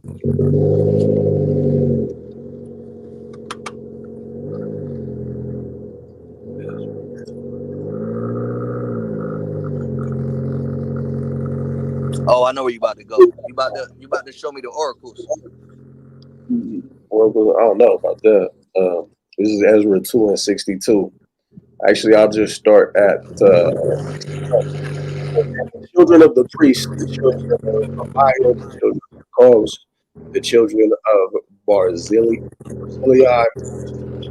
daughters of Damn. Gilead, Yo, and with yo, your joint is choppy right now, man. It's choppy. Hold on. Let me get in a better area. Hold up.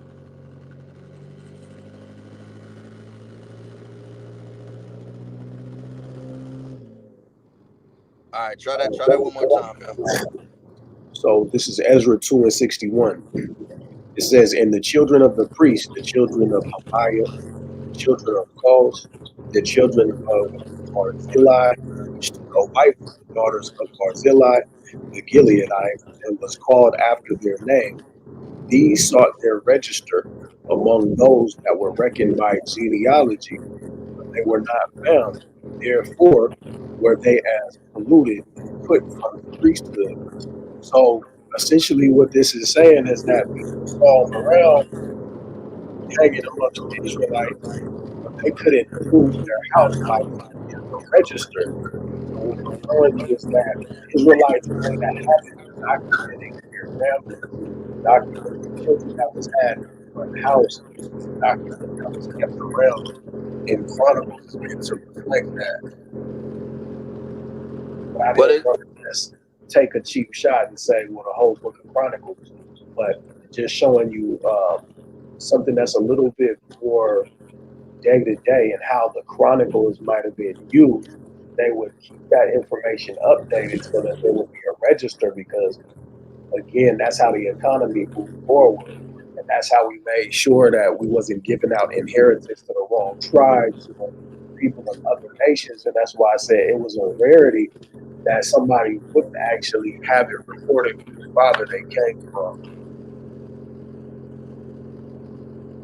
well, I mean, if we put things into perspective, we know that we was in the wilderness when we got these laws, right? We would agree Mhm. that, right? Yeah. And then we finally get into the land, right? And Yep. before we get to the land, we dealing, and this is ultimately how the rest of the nations became judged. We got to see the type of spirit that, our ultimately our what's it called, our supposed to be allies, how they was dealing with us, right? And What are you talking about? I don't know if you're still there. yeah, I'm right here. You can hear me? You said something about how our allies was dealing with us, and I said, "Who are you talking about?"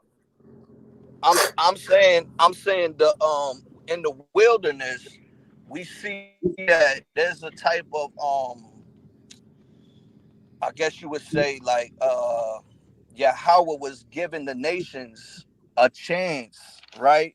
But we know that all of this is within Yahweh's glory and his story. We know that he is the potter. You know what I'm saying? That forms the clay. We know he formed Esau to be the wicked. We know he formed Jacob to be the promise, right? So I'm making the point that regardless of how he formed each and every nation, before it happened, or I guess in real time, when we remove ourselves from the eyes of Yahweh and we look at things from a realistic, you know what I'm saying, and on the physical realm, right? We see that Yahweh gave an opportunity to Pharaoh, but he hardened his heart, right? And that hardening of his heart doesn't specifically mean, well, I guess it does. I guess you would say that he literally did harden his heart, but he also gave him the opportunity. He it was for Moses to tell him, like, yo, bro, let my people go. Right? So he gave him on the physical realm, he gave him that opportunity. The same with when we go when we see with Esau. And he was supposed to, let us get into the land, let us cross through. He didn't want to let us cross through, and so on and so forth when it comes to the nations. So we know that these laws concerning the stranger, you know, we know that we were doing business with each other, Right. right? So it's kind of obvious that we're using these different strength. We're buying from these people. That's Right. that's really the point that I'm trying to make, is that we're dealing with the strangers. We're doing business. We're all surrounded around each other. We see the Gibeonites. They become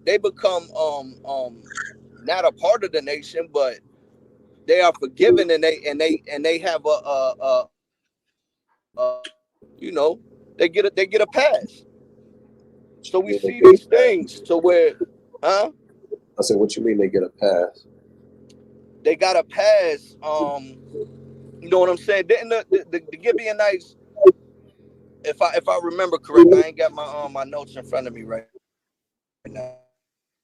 Gibeon, right? And Gibeon, he was like, yo, we'll do anything, we'll serve you, basically. And David let them serve him.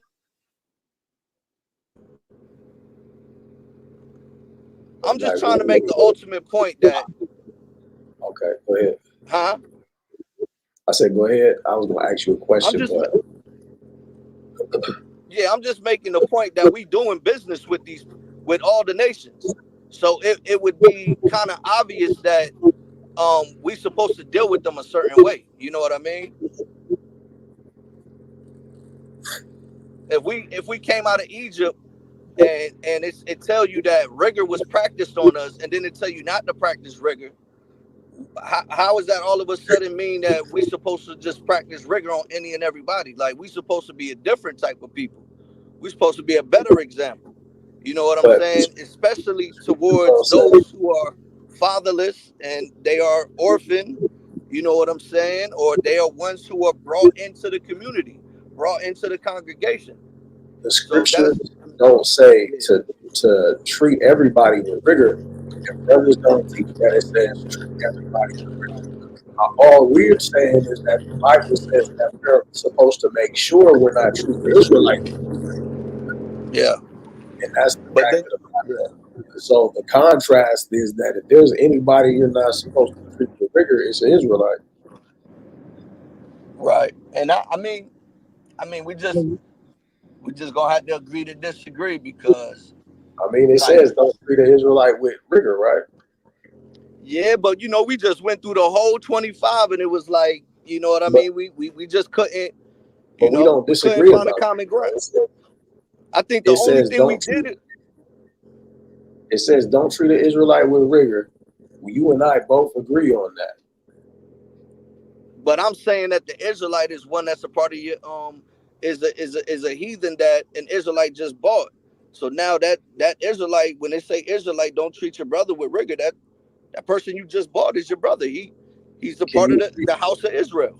can you possess an Israelite forever? Come on, Ash, you asked me that already. I know. Can you own an Israelite as property forever? No. So you gotta. That's called look. It's called cognitive dissonance, and you are the one that's gonna have to deal with that. You gotta reconcile that. Either you can own an Israelite forever, or you can't. And if you can, what you're saying makes sense. If you can't, it don't make sense. Well, it makes sense in the context that I told you, though. I mean, but you're making that context up I'm because not you though. want How am I making that up? How am I because making that look, up when the guard actually means someone that's a servant and someone guard that doesn't joins mean himself servant. to the house of Israel? We see that with Isaiah 14:1, that the Guard, guard is going to guard cleave doesn't himself. mean that. It says that they can do that. But look, here's what's being missed. It's like there's prerogative, right? And prerogative can never supersede the laws of God. Let me break it down. It's my prerogative how I'm gonna treat my slave, and my prerogative how I'm gonna treat my brother, as long as I'm not treating them less than I'm treating myself. Why? Because the commandment says I'm supposed to love my brother as I love myself. My prerogative, how I'm gonna treat my servant, is how I'm gonna treat my servant. And there are no parameters with which you can say, oh, you can't do that to your servant, because the Bible doesn't give those stipulations. But here's the thing. It If does though. You I'm know what? wise, It but does though. let me finish. Here's the thing. If I'm wise, I'm gonna want to preserve the life of my slave. If I spend money on this slave, I'm gonna want to preserve him. I'm gonna want to keep him alive, keep him fed so he can work optimally. That doesn't mean that all of a sudden, oh, he's my brother now. Otherwise, I cannot possess him forever. Otherwise, he cannot eat of those same scraps that I would feed any other heathen. Otherwise, I can't practice usury on him. Ah, And, man. what you're saying is that if you circumcise the servant, basically, once he becomes your servant, he's not your servant. You have to No, no. circumcise It the means servant. that he's now renewed. He's Nah, bought. He's redeemed. It means that that's he's redeemed. that's made up, bro. Once you buy a servant, you're supposed to circumcise him before you bring him into your house. Right. So basically, what you're saying, if we add that together, is that once you buy a servant, he can't be your servant. And that's a That's contradiction. no, no, And not. you're That's what. not Yes. saying you're trying No, to that's make what. it, but you're juggling things that ought not be juggled. No, And you that's have what. to face the That's how cognitive. you. That's how you're determining it, though. That's not what the text is telling I'm us. determining it because the word truth comes from the word amah, which is where we get math from. And if I'm to subtract these things and add these things together to get the truth, what you're saying is this. You're saying you cannot possess an Israelite forever, right? But the text says you can possess a heathen forever. So if what you're saying is true, I have to subtract the idea that I could possess him forever away from that. It doesn't add up It when you does in the sense that if you're buying this person, now he is redeemed from his his past slavery. Israel is supposed to be a people who were different. They were When, peculiar. They, hold nah, on, let me finish because you went on for a little hot when minute. somebody goes into slavery, you circumcise them, and then you pass them down from generation to generation, and you even own their children. That's what you're missing. There's Yeah, no way around that, and you can't do that to an Israelite. So just of because course you can't do that to an Israelite because that Israelite has his rightful tribe. But when you possessing somebody, now they are part of your tribe, and but you you can can't use their children as your possession. Now those children are Israelites, but nah. that They so live in wait, Israel. So she They're saying inhabitants of she Israel, but they're not Israelite. Israelite means descendant of Jacob. That's all that means.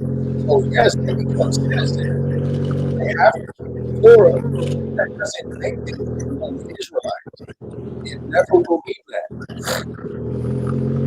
okay, so with she saying serving the Egyptian, was he an actual Egyptian brother? Let me see. What are you talking about? Sheshan in Chronicles? Believe so. Let me She had a servant named Jarhar. see. Hold on real quick. The Egyptian servant named Jarhar. I believe it's Jar uh Har. It says Sheshan had a servant, an Egyptian whose name was Jarha. What are you saying about him? So I'm saying Jarhar. I'm saying is he an Egypt? Is this brother an Egyptian or is he an Israelite? Was he a stranger? Was he someone that was fatherless, like you said with I believe it was Ezra that you brought out? Is this the same circumstance with Jarhar, or is Jarhar literally an Egyptian? Nah. Nah, what? It looks like he was a actual servant. Right, brother. What does That's that the have point. to do with anything? It has to do with the fact that when you possess somebody and you possess their children after you, now you can use these children as a part of your household, What you, which what Jarhar is showing you that. It's what showing you that now Jarhar had children with Sheshan's daughter, and what now those children was a part of the lineage of Judah. what you can do and what you should do and what you're not supposed to do are different things, brother. And so if And you're going that's to why, show, yeah, and that's why I brought up the guard earlier, the joint, the verse with the food that dies of itself. and You we're not, going right, and that's why I brought that up. You going we're, right back to it. but we're not talking about that because here's the problem. Are you supposed to do what this brother did? Yeah, It yeah, says it says now Sheshan had no sons, right? yeah. Are you supposed to marry your daughter to a stranger if you don't have any sons? Are you supposed to? And if you can, are two different things, though, brother. Just like I said with the food that dies of itself, you're not supposed to, I'm but talking you about can. according You to can God. eat it. Hold on, but let me finish, though, bro. Let me finish. You can eat the food that dies of itself as long as you clean yourself after you eat it, right? So even with this same situation, no, we wasn't supposed to mix, but you can if now this person has been circumcised and was bought with your money. He is now a part of your household. And we literally see, I'm not making it up. We literally seeing it right there. Like So you feel me, bro? Like I'm not making this shit up. I'm not just adding shit to the scriptures. I'm trying to find some understanding. And it's like, okay, why do I see an Egyptian servant and his children being a part of Israel when it's supposed to go through the father's lineage? I'm And we asking you, and I'm that's, I mean, asking that's you one. something But very specific, bro, hold and on. you're Okay, go derailing ahead. my Go question. ahead. Go ahead. Go ahead. Go ahead. I'm saying, does God happy about what happened with that? Is he happy? Mm-hmm. What type of question Does he is that, does he yo? does he like what he did? Did God say don't do what that brother decided to do? Does it tell us that we could go into an enemy's land and marry a wife? No, brother. I'm talking very specifically about if you have a daughter and you have no sons, are you supposed to marry them off to a stranger? If they're part of your household, they're part of your household. Yeah, that's it. Was he was in legislation. He didn't do anything that was illegal. That person is his possession. Jarhar was his possession. He could do whatever he want. Now he is a part of Judah. All right. So look, this is Numbers Not 20. his, but let me just make this clear though.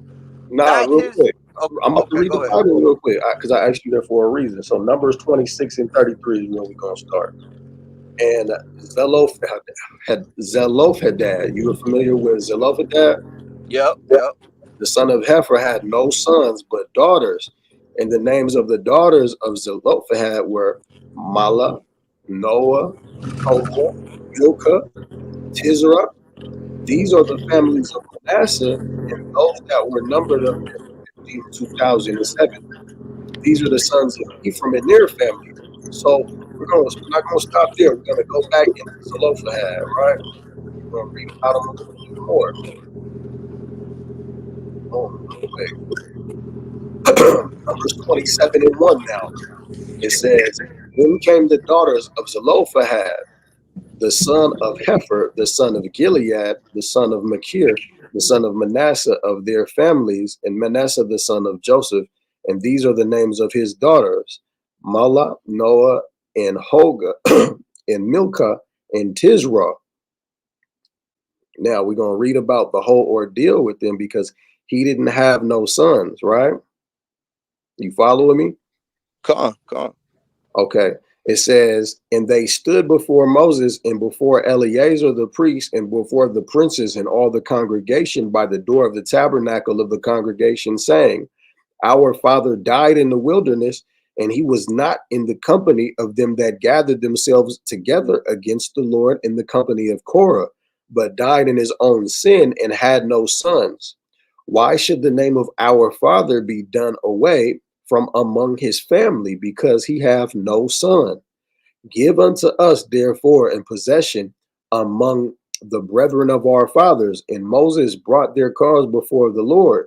And the Lord spake unto Moses, saying, the daughters of Zelophehad speak aright. Thou shalt surely give them a possession of an inheritance among their father's brethren, and thou shalt cause the inheritance of their father to pass unto them. And thou shalt speak unto the children of Israel, saying, if a man die and have no son, then shall ye cause his inheritance to pass to his daughter. And if he have no daughter, then ye shall give his inheritance unto his brethren. And if he have no brethren, then ye shall give his inheritance unto his father's brethren. And if his fathers have no brethren, then ye shall give his inheritance unto his kinsman that is next to him, and on and on. It says, until you basically just get back to a distant relative. But the point that I'm making, because I'm not adopting your ideology fully that, oh, the servant was there and now he's reckoned among Judah and you can pass the inheritance off, because God says not to let the inheritance pass from tribe to tribe. So what you got to look at is that the brother did something. That don't mean that, oh, that's what the law is all about. It just is a record of what happened. The same way it talks about adultery in the Bible being committed, it don't mean that, oh, see, that's what it's all about. You're supposed to commit adultery. We're supposed to sustain our tribe, and we're supposed to sustain our lineage, and we're supposed to sustain that possession of that tribe by giving land and inheritance to the tribe that it belongs to. That don't happen if say, for example, some heathen come from out of nowhere and is now inheriting land that another Israelite can't inherit. You're saying, and I'm just making sure I understand that, oh, he's with the tribe though because he's reckoned among the tribe. If that's your logic, hey, we do agree to disagree, but that presents a problem within itself. Right. Do you see the correlation there? Nah, I hear you. I definitely hear you, and I get where you're coming from. But and I struggled with this concept for a while. but I'm starting to see things a lot more differently because, as I stated earlier, and that's the main reason why I brought up the whole double-edged sword, the dealing with food that dies of itself. One minute we not supposed to eat it, the next minute we can eat it, and there's these stipulations to where you can apply the legislation, you know what I'm saying, into a certain and particular situation, to where now you would be within the legislation and you would be still within your righteousness, right? Because once you eat something that dies of itself and you clean yourself, now you are within your righteousness, right? You are still within yourself, and you are within the legislation. You haven't broke any laws. You won't be cut off, right? So I bring that up to say the issue that y'all have, or you have to deal with at this point, right? Because we done went a whole nother place, right? We turning a lot of pages right now. Now what you would have to deal with, and what you have to combat now, is why is it okay for us to go into an enemy's land and make a wife, make a wife of one who is our enemy, but on the other hand it tells us do not make, marriages with people outside of your tribe. How is that a contradiction, or is there, how do you exegesis that? I would say I would say just all virtue, you're overgeneralizing it because it doesn't say don't make marriage with anybody outside of your tribe. It says one in terms of not supposed to marry any certain people. Deuteronomy chapter 7, 1 through 6 says we're not supposed to marry the 7 nations of Canaan. That's one. Number two, a man taking wives doesn't have anything to do with inheritance passing from tribe to tribe, because a man dictates the tribe. So there's no contradiction there as long as we're not marrying those 7 nations of Canaan. So it just is self-explanatory, really, within the laws themselves. So okay, you saying so we are allowed to marry into the Edomites. We are allowed to marry into the Moabites. Yeah, the law don't say we can't do it. When it comes to prerogative and wisdom, that's the discussion to be had. So you can't say a brother sinned for marrying a Moabite. You could just say, hey, that's not the smartest thing to do. But before we get any farther, I wanted to read this real quick. Numbers 36 and 8. It says, I'm going to start at 7 actually. So shall not the inheritance of the children of Israel remove from tribe to tribe, for every one of the children of Israel shall keep himself to the inheritance of the Yo, tribe of Israel. hold on 1 second, bro. Hold on 1 second.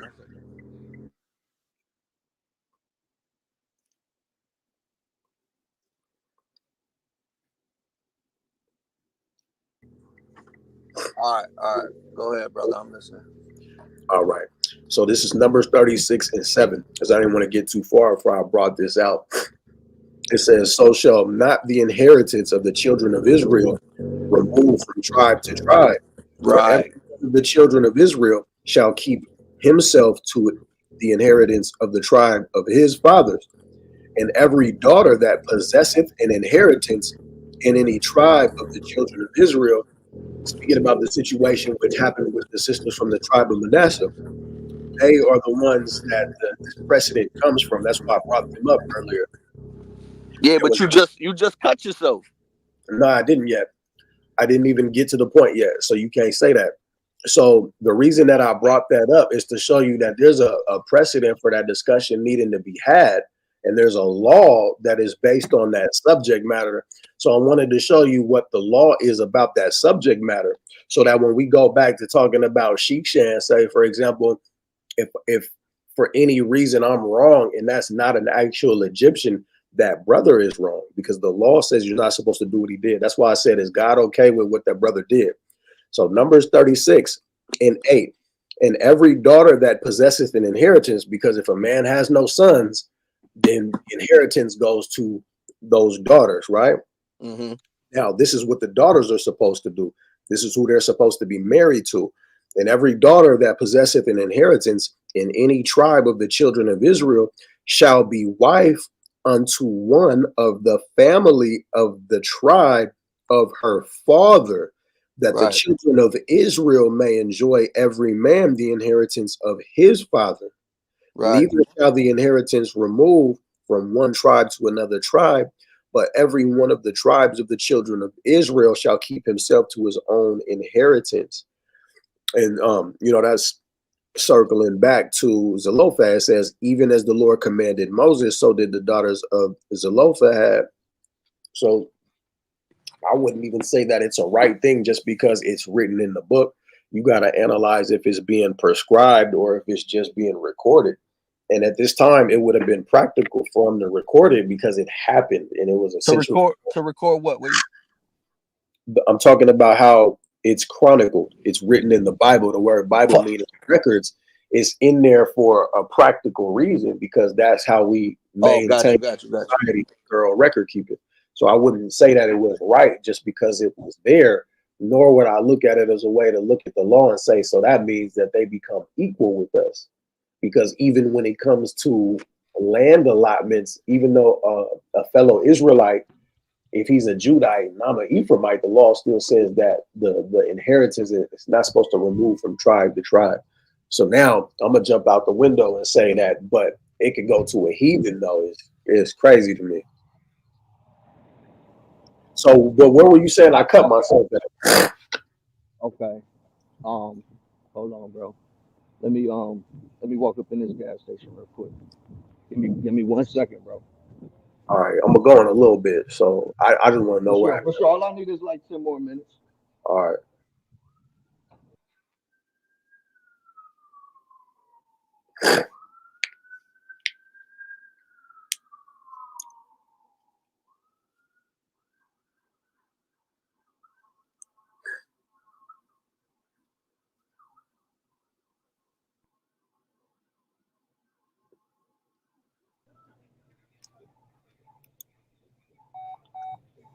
Yeah, you still there, bro?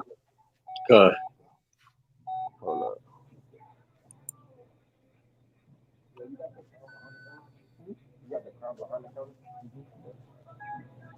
You got it? No, I'm good. Appreciate it. All right, so mind if I get a shot? 1 second, bro.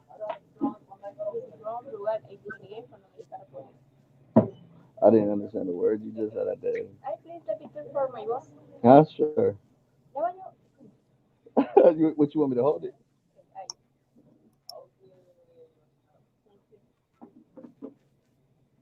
One more for my boss. One more for my boss. What is this again? Okay. Thank you, Mama.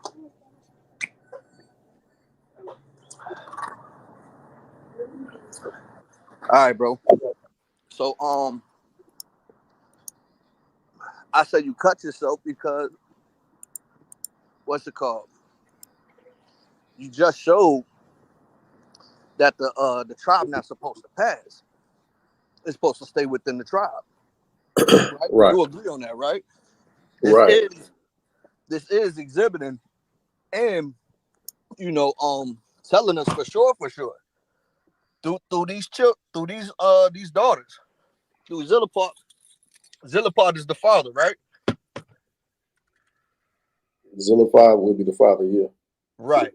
So we seeing that when this happened, Moses went back to the Most High to get this legislation, right? Mm-hmm. That's how the text reads. He went back to the Most High, and we constantly see this to where the Most High had to give him more understanding because we continuously have these situations, right? So we see that this is an example of us not supposed to mix once again.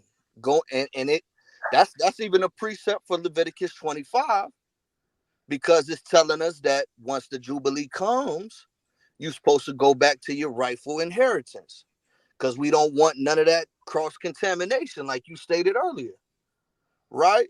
So I say that because now you still have to deal with the fact that an Israelite man, and I know you said that it don't matter if the Israelite man goes into another woman of another nation, but it's literally telling us right here that a man is supposed to stay within his rightful tribe. I don't. I still don't get how I cut myself. What's that? I said I still don't get how I cut myself. Bec- the point is that you still have to deal with the fact that we can go into these other nations and we You cut out. supposed to mix with other women, You said right? we have to deal with the fact that we can go into the other nations and what? Come again? You said I still have to deal with the fact that we could go into these other nations. But it's literally telling us. It's literally telling us that you're supposed to keep your tribe within your rightful tribe. So Judah's supposed to be with Judah, right? That's talking about their inheritance. So the reason that this is relevant with regards to daughters is because the sons are the ones that would traditionally continue the inheritance, right? But if a man has no sons, the inheritance has to go to the daughters. And when the inheritance goes to the daughters, she's now locked into where she can only marry somebody from that same tribe. That's how that goes. It's not saying that every Ephraimite can only marry Ephraimites. It's not saying every Judite can only marry Judites. And it's not saying Israelites can only marry Israelites.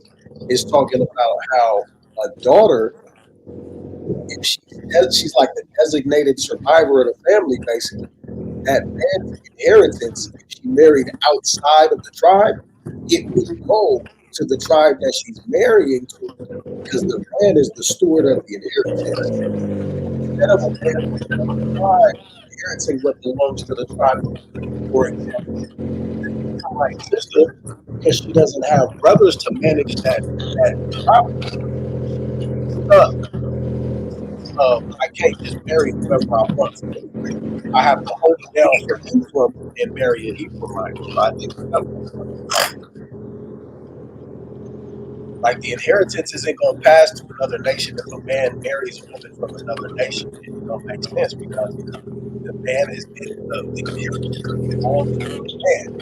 And when there's children that are begotten of that man, whether they be boy or girl, the inheritance is going to go to him.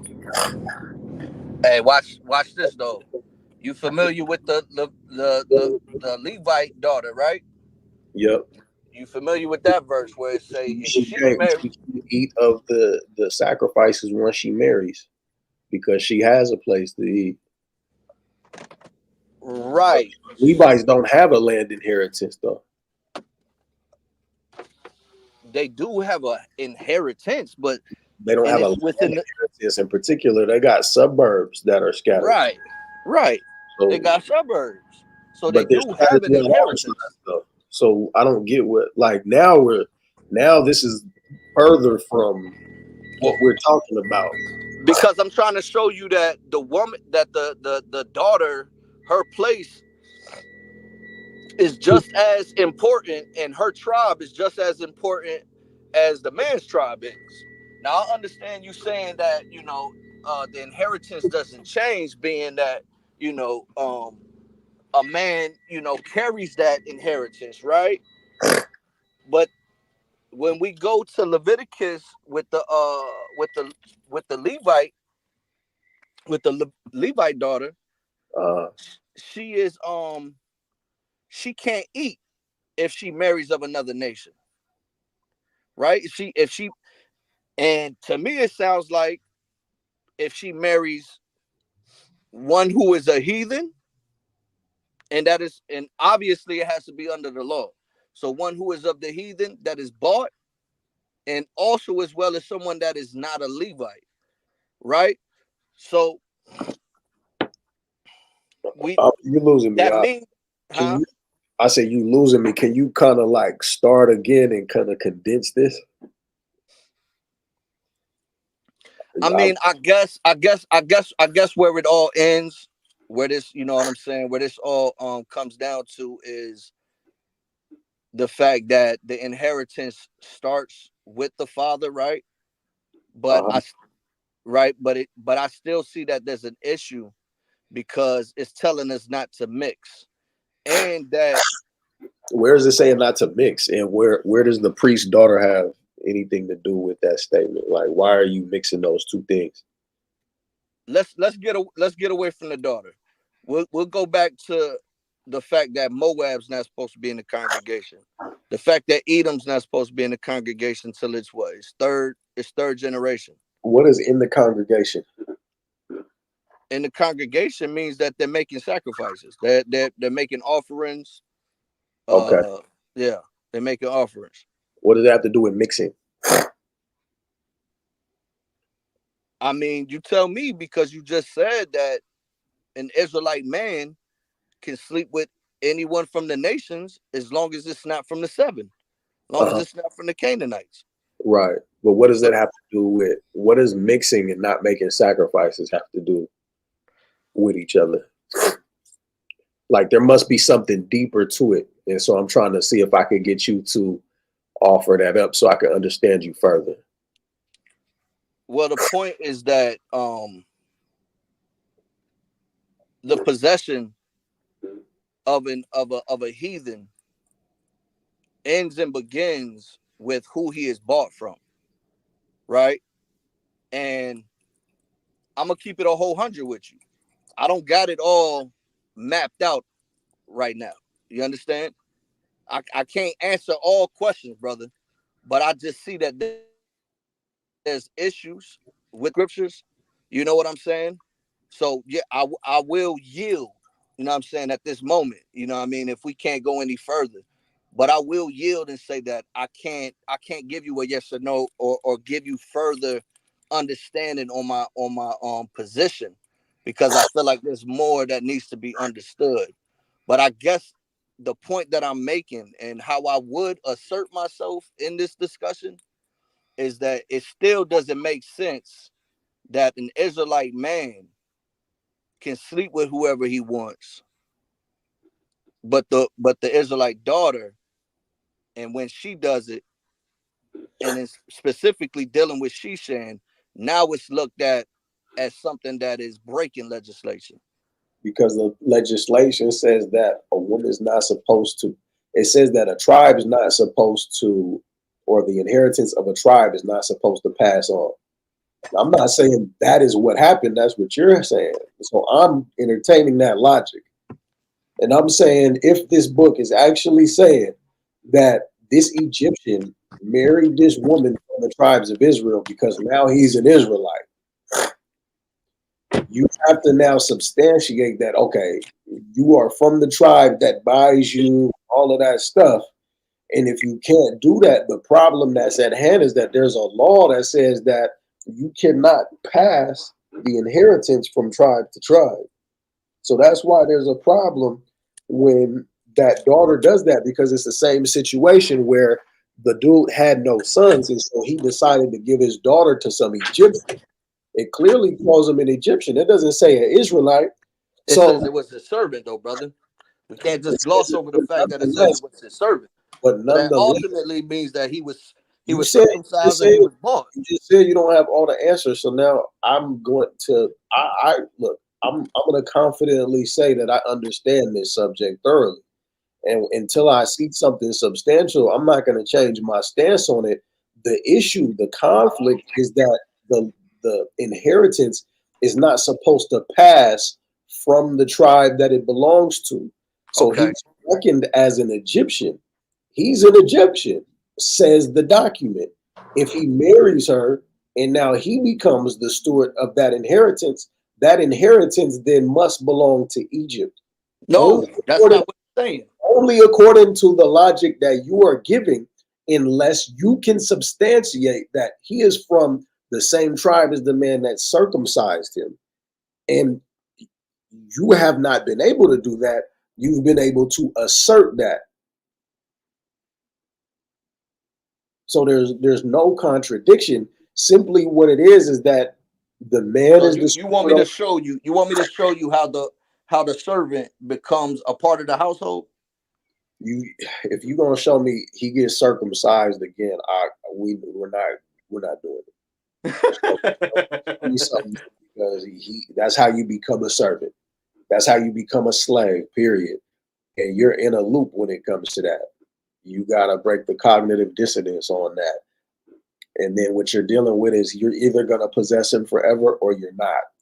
Because you're saying he's an Israelite, but the scripture's saying you could possess him forever. And then your children can possess his children, and he got no say-so in the matter. So no, we're not doing that. We've been there, done it. If you got anything else new you want to add, please feel free to do so, brother. I'm about to.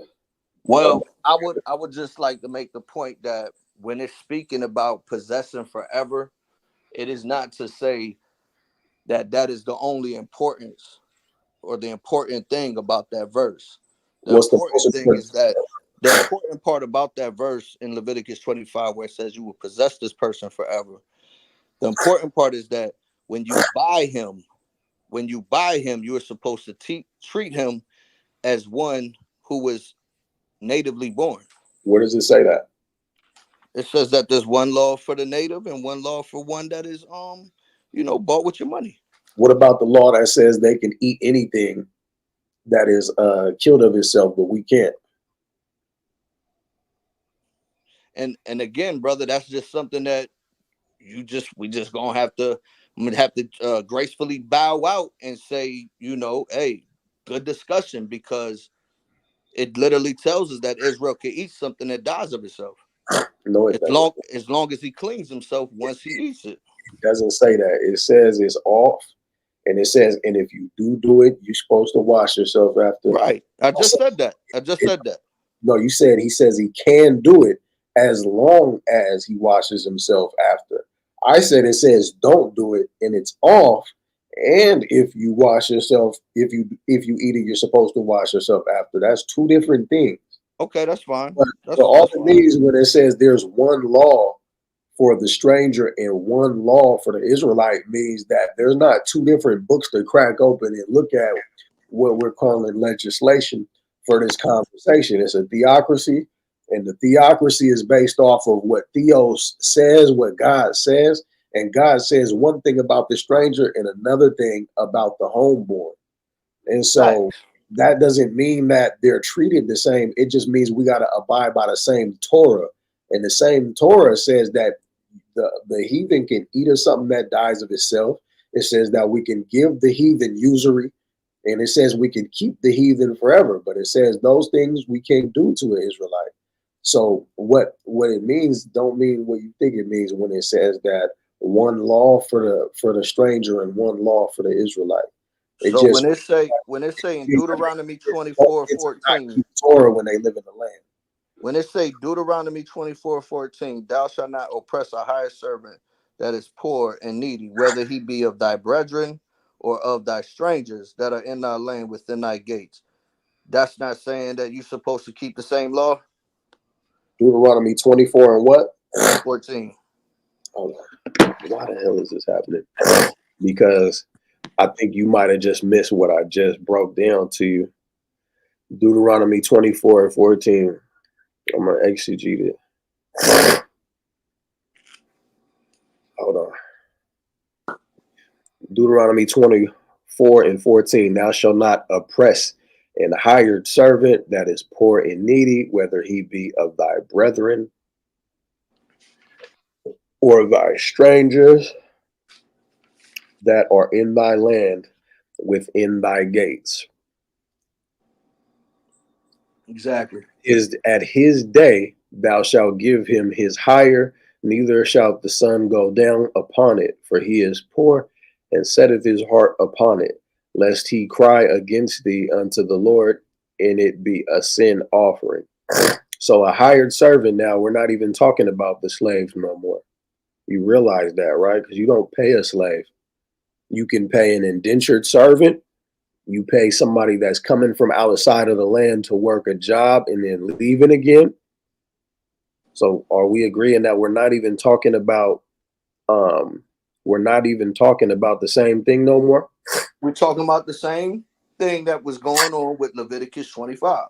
This is not talking about the same thing. It says, look, it says you shall not oppress an hired servant. And hired Right. servant is not And what that's we what I told you earlier, though, Arsh. That's what I told you. I said that the one that you bought with your money from the heathens, they are to be treated like a hired servant, and that he's supposed to go back to his possession. To where we disagree with that.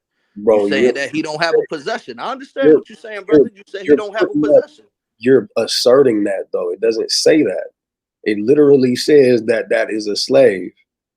A But when hired you look servant at the is word somebody that's strength, employed, which literally mean this is literally what hire means, to receive a wage. You don't possess a hired servant, do you?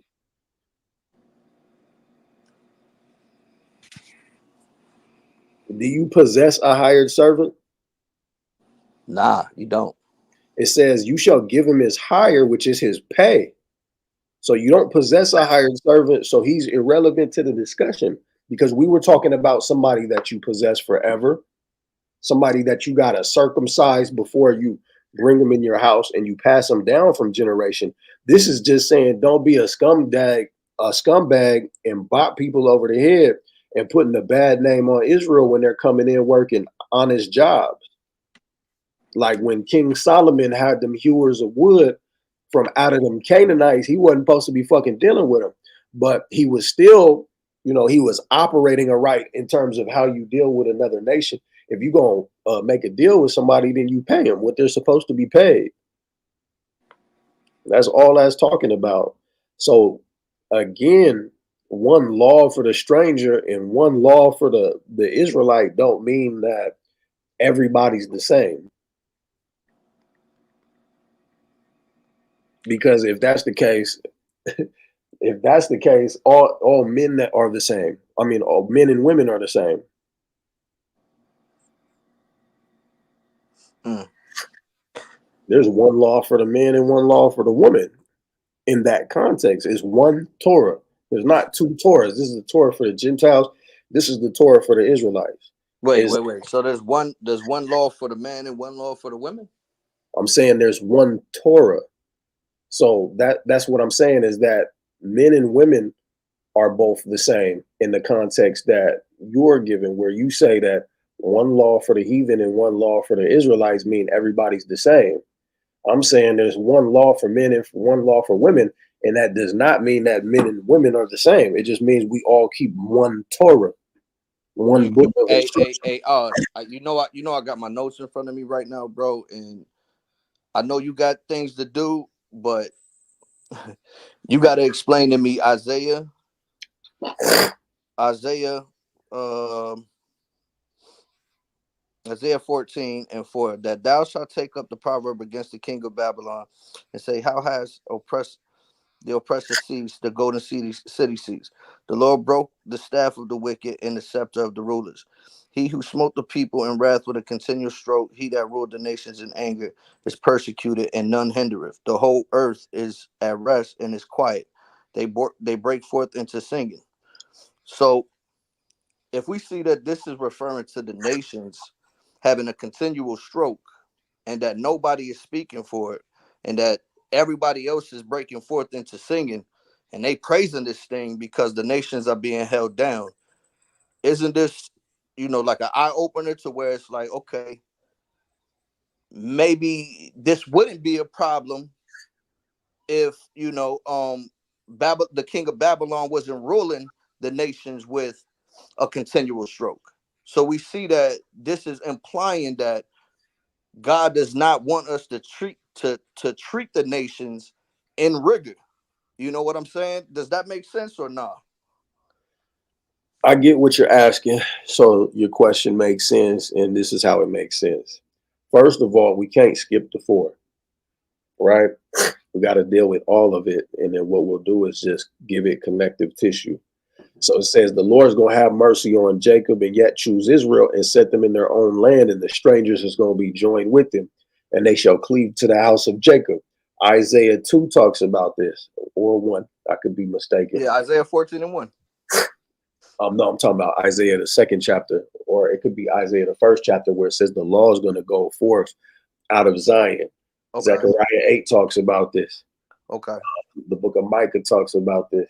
Okay. And, Revelation 21 talks about this, where the heathen are going to be learning from the Israelites. The scriptures say that when the righteous are in authority, the people rejoice, and when the wicked bear rule, the people mourn. But nonetheless, verse 2 says, and the people shall take them and bring them to their place, and the house of Israel shall possess them in the land of the Lord for servants and handmaids, and they shall take them captives, whose captives they were, and shall rule over their oppressors. That word captives does not have a kind connotation to it. The word captive means just that. So we're going to have captives, and the nations are going to receive some type of punishment where we're going to be the priests of God, and they're going to be our vine dressers, where they're going to have to build up our walls or they're going to be destroyed. The difference is we're not going to be oppressing people in perpetuity. So it says, and it shall come to pass in that day, the Lord shall give thee rest from all thy sorrow and all thy fear, and from the hard bondage wherein thou was made to serve. And thou shalt take up this proverb against the king of Babylon. It says, thou shalt take up this proverb against the king of Babylon, and say, how has the oppressor ceased, the golden city ceased? The Lord hath broken the staff of the wicked and the scepter of the rulers, who smote the people in wrath with a continual stroke. He that ruled the nations in anger is persecuted, and none hindereth. The whole earth is at rest and is quiet. They break forth into singing. So, too, this is our perspective. That's the second point that I wanted to make about that. But let's just look at it. We cannot escape the judgment just because it's talking about these people ruling in wrath. Ask yourself this: what right did they have to rule in wrath? What wrong was done to them where they ruled in wrath? What wrong were they writing when they were raped, robbing, and murdering, dealing with the fact that the king of Babylon is dealing with the modern day white man? So let me go to we'll stay in Isaiah.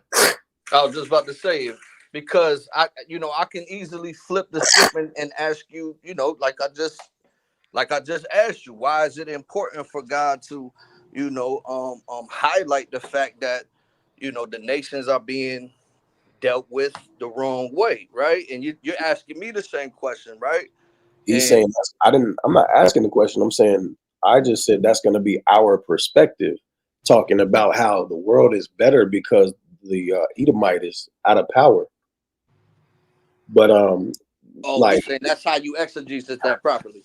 Yeah, because it says we're going to take up that parable. It doesn't say that the other nations are going to take up that parable. It says that that's what we're going to be saying. So when they start singing, that's actually Israel singing. Yeah, no, that's us saying that.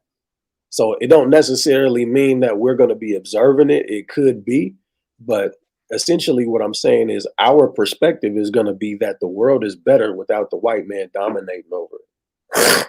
Got you. Now, Isaiah 63 says this: who is this that cometh from Edom with dyed garments from Basra?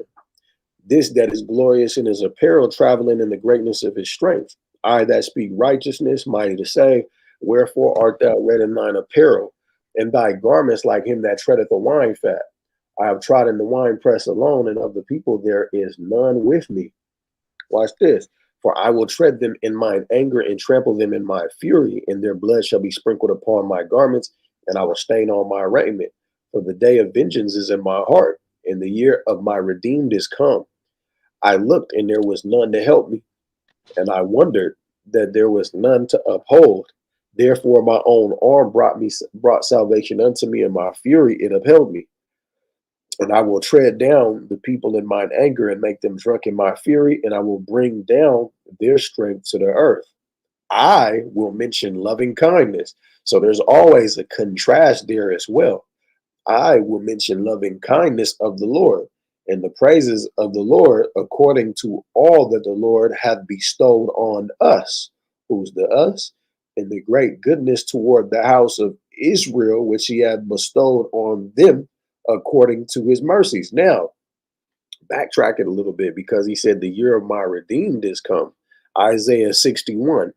The Spirit of the Lord God is upon me, because the Lord hath anointed me to preach good tidings unto the meek. He hath sent me to bind the brokenhearted, to proclaim liberty to the captives, and the opening of the prison that are bound, to proclaim the acceptable year of the Lord, and the day of vengeance of our God, to comfort all that mourn, to appoint them that mourn in Zion, to give them beauty for ashes. Now I'm going to skip down a little bit. Verse 6. 5, Salakia, it says, strangers shall stand and feed your flocks, and the sons of the alien shall be your plowmen and your vine dressers. But ye shall be named the priests of the Lord.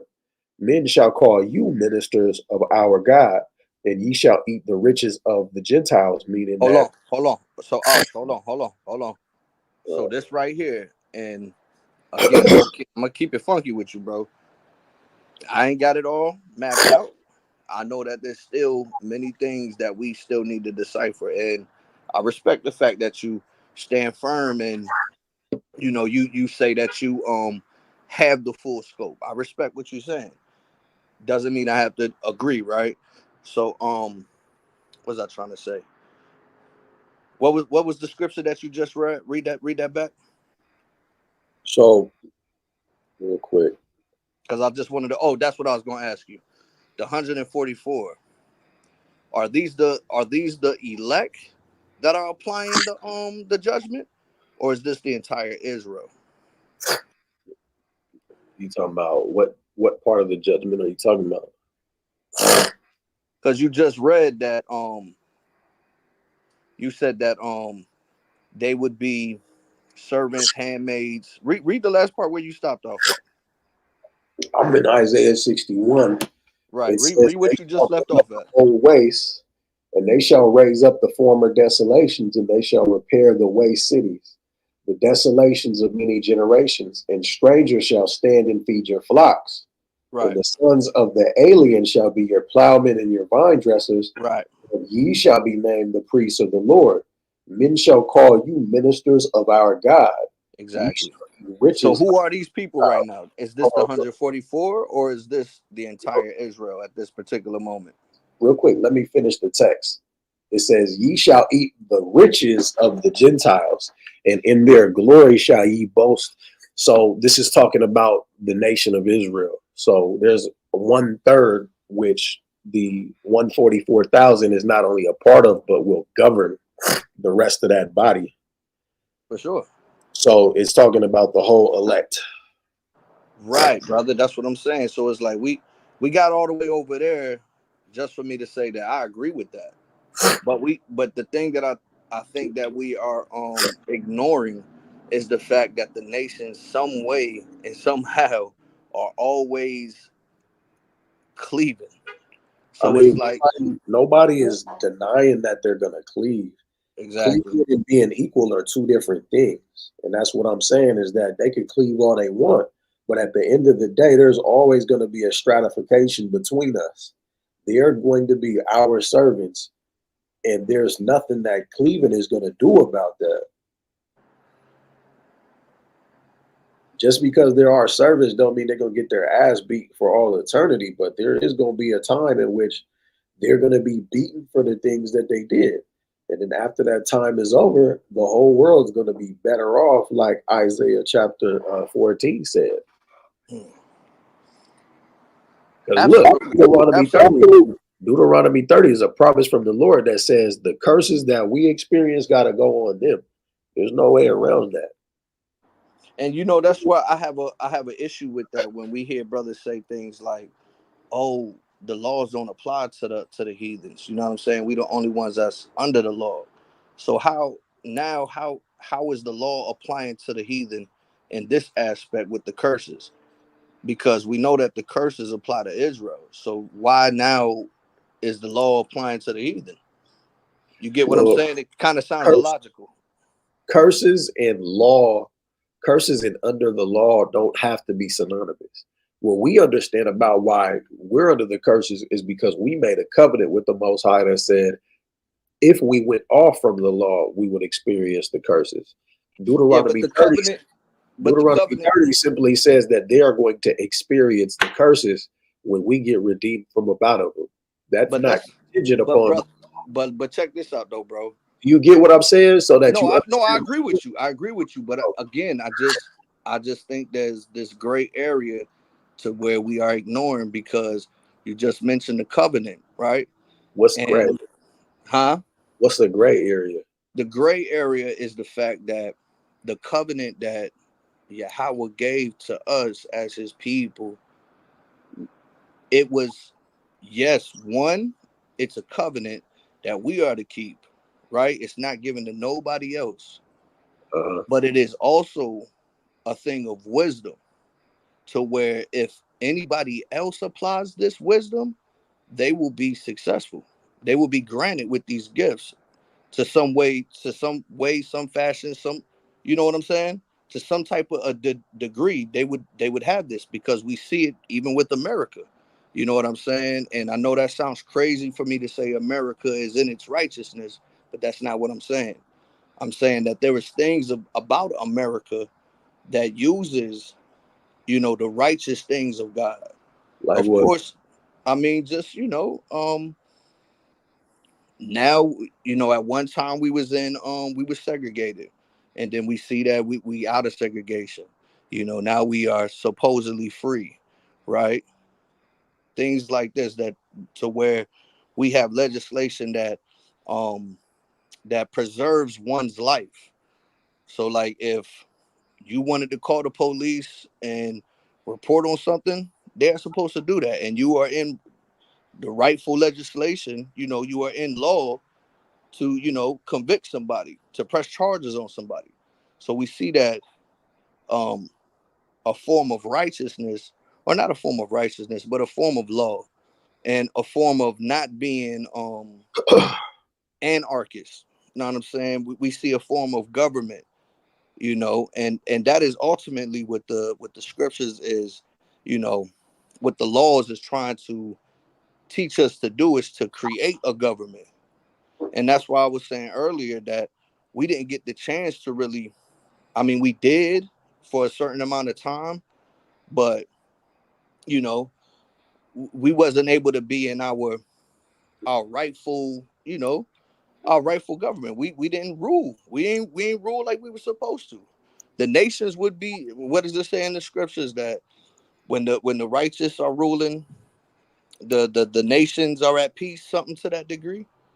So it's like that was the point of Israel being a nation, was that we was to keep shit in check. We supposed to keep this world in check.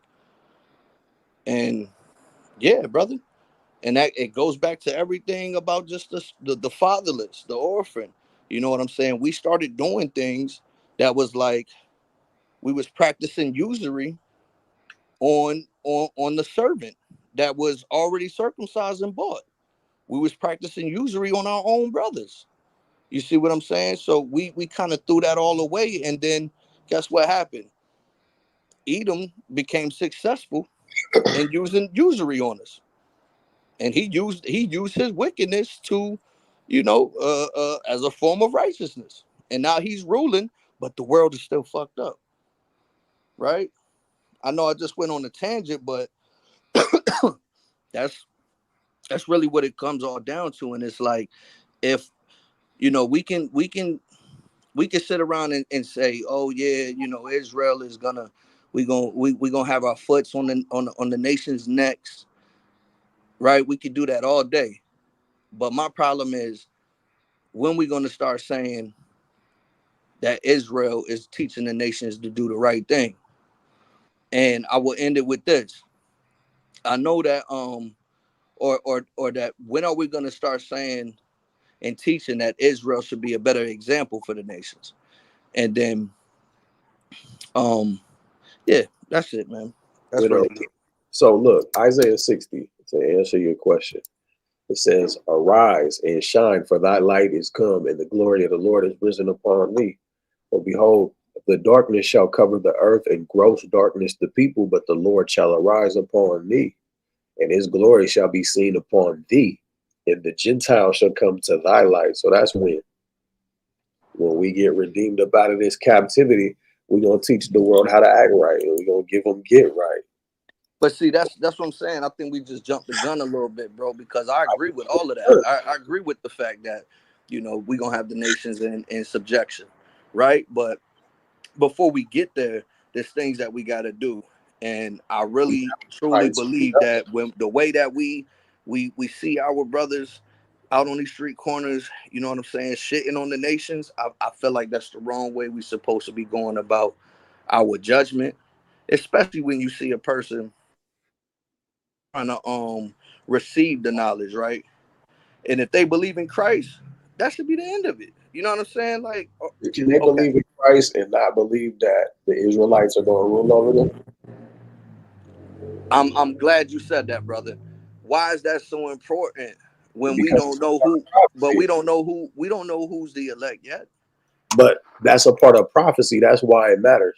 So again, can they believe in Christ and not believe that the Israelites are going to rule over them? No, they can't. They can't. That's exactly right. John 7:38, he that believeth on me, as the scriptures have said, out of his belly shall flow rivers of living water. So, that's why I would even challenge what it even means. Like, most heathen do not believe in Christ as they understand him, let alone as the scriptures have said. Yeah. So, Nah, you I know, feel that. I feel that. But by the end of the day, yo, I I think the only thing you caught me on to where I didn't have a good rebuttal with was the fact that the seed is dictated through the father, to where I kind of yield to that, but at the same time I still feel like you didn't give me a reasonable explanation when it comes to just why is it okay for the father to do these things to when do it's what? clearly when it tells it. I'm saying, why is it okay for the men of Israel to make children with the nations, Let me right? answer for you real Yeah, quick. Then.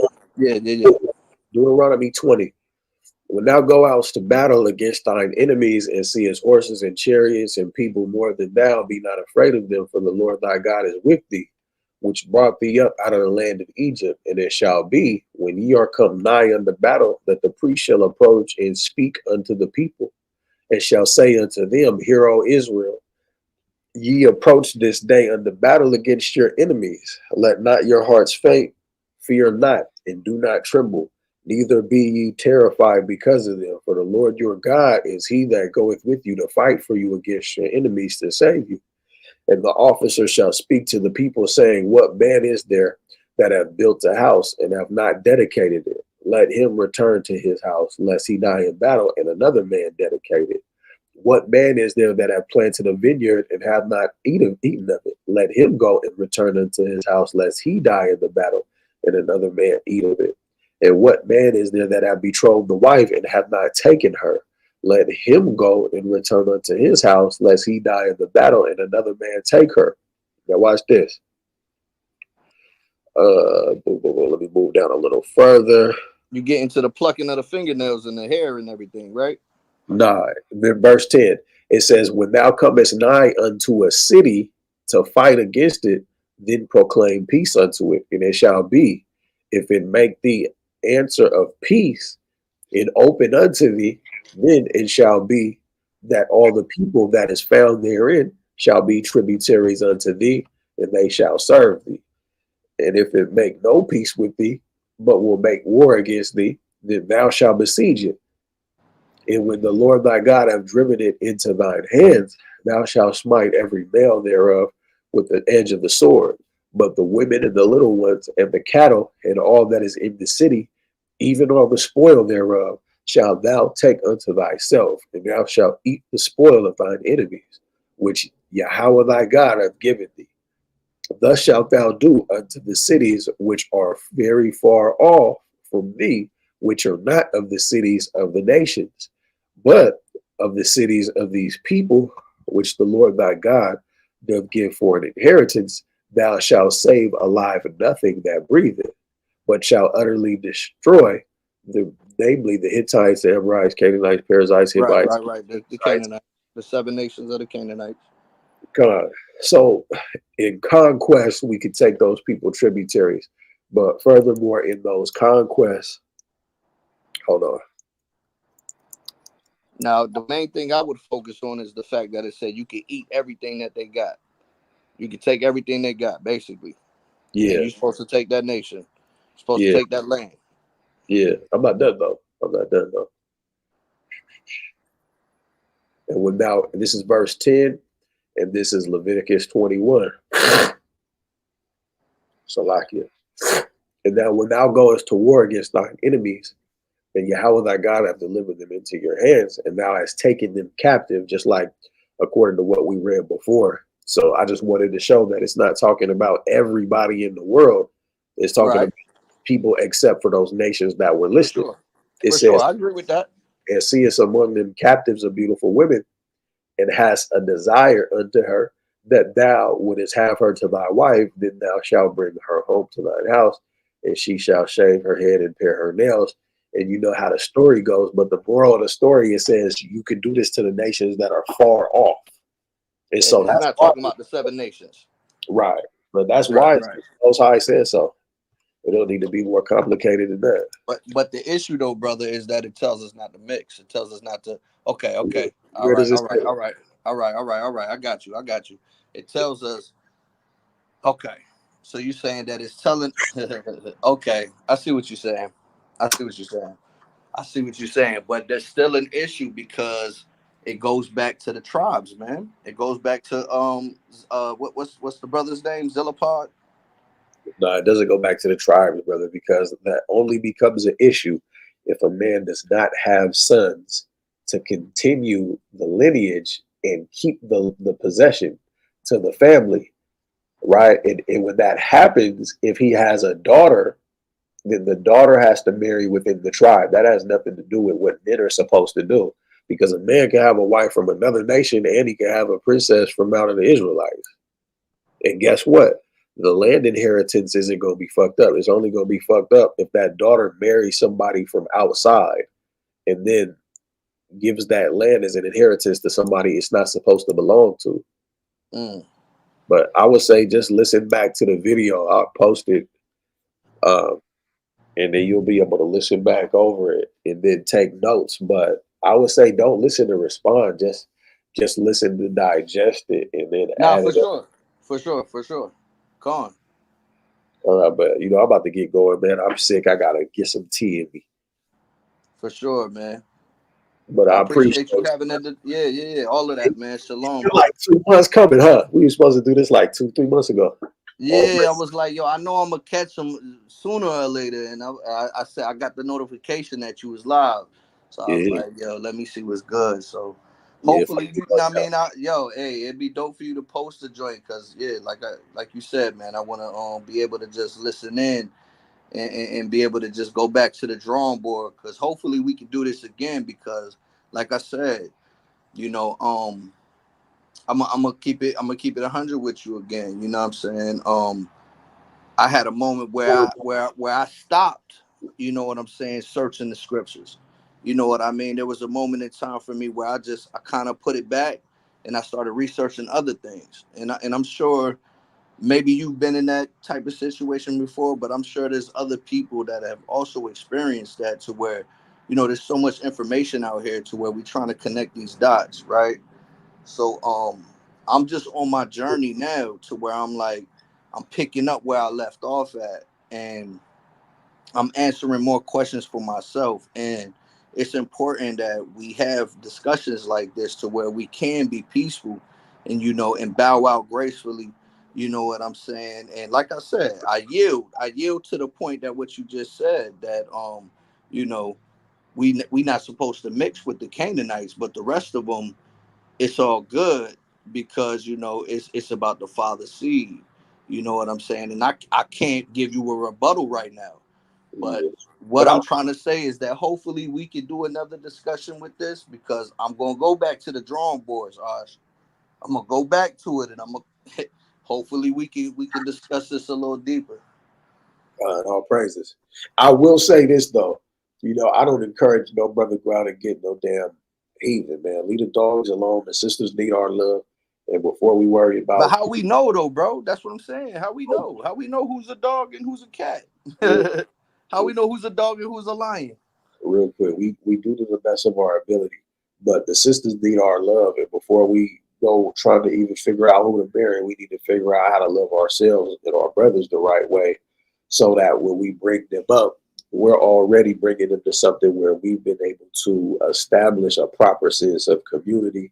We're not making them practice dummies and shit like that just for the sake of having wives. We need to make sure we have our ministry figured out before we have wives. Then it'll start to come together because, just marrying for the sake of marrying in a lot of ways can be a disservice, So I'm definitely not encouraged brothers mess with the heathen, mess with you an Israelite woman, lock her in and love her. There's no sense in wasting resources with some heathen woman. I will say that. See, hey, bro, for you to say that, man, I could go all day with that, but I'm gonna leave it alone, I'm gonna leave it alone, cause I'm gonna leave it alone, man. I'm gonna go back to the drawing board, yo. At the same time, like, everything we discussed, I do feel like there's still a point of contention to where things need to be broken down a little bit more clearer, just concerning just the particular words. Gar, Tosab, Nakir. What's the other one that applies for or no, the higher servant. What's the higher servant? It's Secure. I believe it's something to that effect. And I think these Hebrew words need to be looked at a little bit more further, because it's very confusing with the body of Yahweh Shah. You know what I'm saying? The people, to where it's like we get lost in the sauce when it comes to these words. And I feel like we do need a further understanding when it comes to these Hebrew words, man. And I didn't really get to break that down and go into just how the words change and what the words mean. You know what I'm saying? Due to the fact that I didn't have my notes in front of me, but hopefully we can do this again, bro. Lord willing. But with that, brother, man, you have a blessed night. All praises to the Most High. You too, bro. And shalom. Shalom.